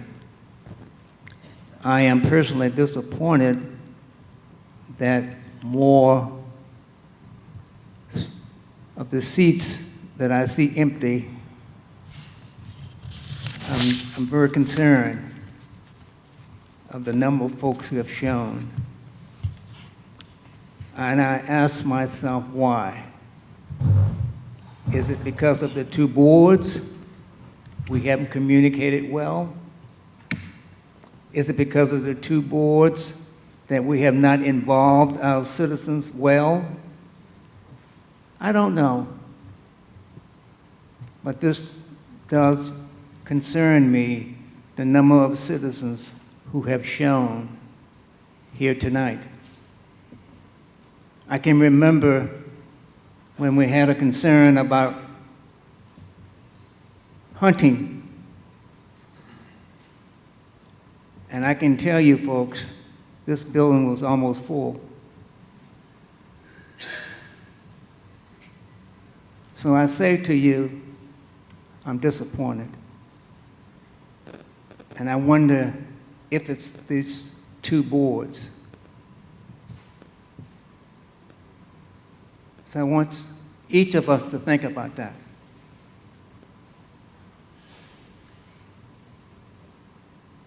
But the ones of you who are here, I'm grateful. And I say thank you. So I say to these two boards, we have got to do something different.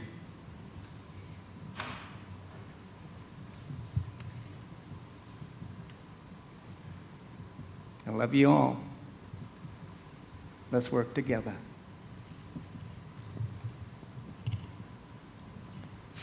Mr. Johnson's words are certainly true. We do appreciate all of you that have come, and we are disappointed that more didn't. But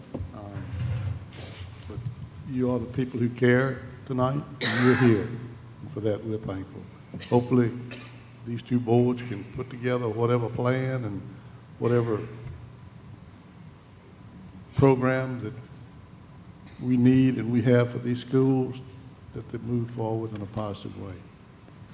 And I think both boards do the best that they can, and with your help, we can do better. Thank you. Yes, I will echo those comments as well. Thank you. This is a new concept as far we've had town hall meetings for a good while, but it's the first time we've combined that two boards, and it's made for a long night. There's no question about that. So that's probably a downside to it, but overall it was good information tonight. I did sit on the school board when we did renovate TES and when we renovated James Carey Intermediate School, and those projects were met with widespread public support. And I would like to see, I sense tonight, we've heard all the back story on why we have to do this, or the school board has to do it. Again, this is a school board decision. All we do as a board of supervisors is appropriate the money for a project. But as a community, we need to get behind whatever plan comes out of this. And we haven't seen the final plan by a long shot. I understand that. We need to do what's best for our children, for our education system, and for the county. This is an emotional issue, but if we work together, we've seen other counties, our neighboring counties, almost all our neighboring counties have built new schools or consolidated campuses and whatnot. And you know, the last renovation we've had was 2012 here at the high school, but TES is approaching 50 years old, and with only one major renovation. And that school construction back in the 70s was not real good construction compared to what we've seen at the intermediate school and the high school. So we have to do something. Again, it's the school board's decision on what that looks like, but we are in a good position from a debt service standpoint, from a financial standpoint, to help this county move forward in its educational system. Thank you. Thank you all for coming out tonight. Appreciate your comments. Took lots of notes. I would encourage all those in attending and anybody in the public, if you've got questions, please come to us directly. Don't get on the rumor mill. Don't spread rumors. Come to us for direct answers. That's going to be your best source. So I encourage that, and we are always open to listen to your questions and try to answer them the best that you can. And also want to thank the school board as our relationship builds and we're working together. Hopefully we can build in the community more of that trust and transparency, one of the things that was brought up tonight. So, but with that trust and transparency, you all have to come to us and ask those questions and get the answers straight from the horse's mouths. And I'll be happy to answer them the best that I can. So thank you. Board members? Yeah, I mean, I can jump in. I appreciate to see everybody tonight. You know, it is an emotional decision. It's an emotional discussion. And like we've talked about, it's a concept, and the more involvement we get with the stakeholders in this community, with the board, both boards, with parents, with teachers, you know, with business leaders, I think we can really solidify something good for this community. Just something we can build on, because when if we can come up with an amazing plan, I think it's going to draw students back to Essex County, and I think that's crucial to us. If we can provide something great, something fantastic that says, hey, come to Essex County, I think this is going to just pay off in the future for our students, because we have to do it. We have to do it.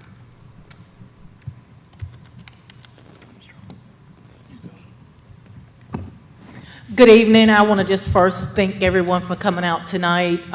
It's a lot to adapt to. I know back in, I think it was like 2022, I was opposed to the consolidation. When it came back, I was pretty much still opposed against the consolidation. But going back to what would our community want, and with us needing to make a decision, I felt like option A was the best based on the options, because we felt like we knew exactly how much the high school meant to our county with all of our academics. So with that being said, I know it's a challenge. I would really like to have seen more things worked out as far as what if, as far as the lady, I'm sorry, I don't remember the name, but in Hickman Road, and several other parents and people have made comments, they want to make sure that they're not going to be booted out. I would hope and pray that we would not boot anyone out, that we would definitely be able to house these teams, what position, a place. So I don't want anyone to think that they're going to lose an opportunity to utilize the campus. So that's one thing. Another thing is, as far as grants, I really would love for us to have known exactly where we were with grants before we really moved forward. But I'm hoping and praying that we will get a large sum of money from grants to proceed with this. Also, lost my train of thought. Also, in regards to transparency and trust, I feel like we have lost that, and that is something that I really would love for us to regain. And it starts with everybody, the community, it starts with the Board of Supervisors and the school board, and I think we're at a great point now. I don't think we need to continue to point fingers at anyone. We just need to move forward with being transparent and being open, because again, that was one of my biggest concerns back in 2022. I felt like we were not being transparent, and we have to realize that we need to make sure that we have the stakeholders and our community involved in whatever decision that we make. So I'm going to say I will not be staying around tonight because I actually have to get home.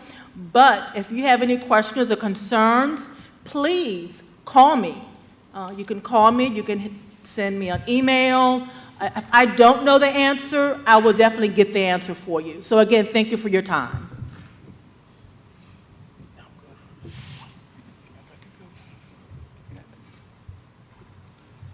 Ms. Sidner has lost her voice tonight, so she won't be saying. Yeah, thank you all for coming out. It's been a wonderful. We appreciate all the input, and we've taken copious notes, and all this will be all those things will have been and will continue to be considered into the plan. Anything else from you, Dr. Jones? Good. No, I know this is the nicest campus that we have, but does the heat work? I mean, is it just me? Okay. No, I'm kidding. No, thank you. I don't have anything else. Just thank you all. You are appreciated. And we're going to do our best to do right by you guys. Okay, for the school board, may I get a motion to adjourn? So moved. All right, and second? Second. All those in favor respond by saying aye. Aye. Okay, the ayes have it. We are adjourned as a school board. Board of Supervisors, can someone get a motion to adjourn? Motion's been made, properly seconded. All those in favor signify by saying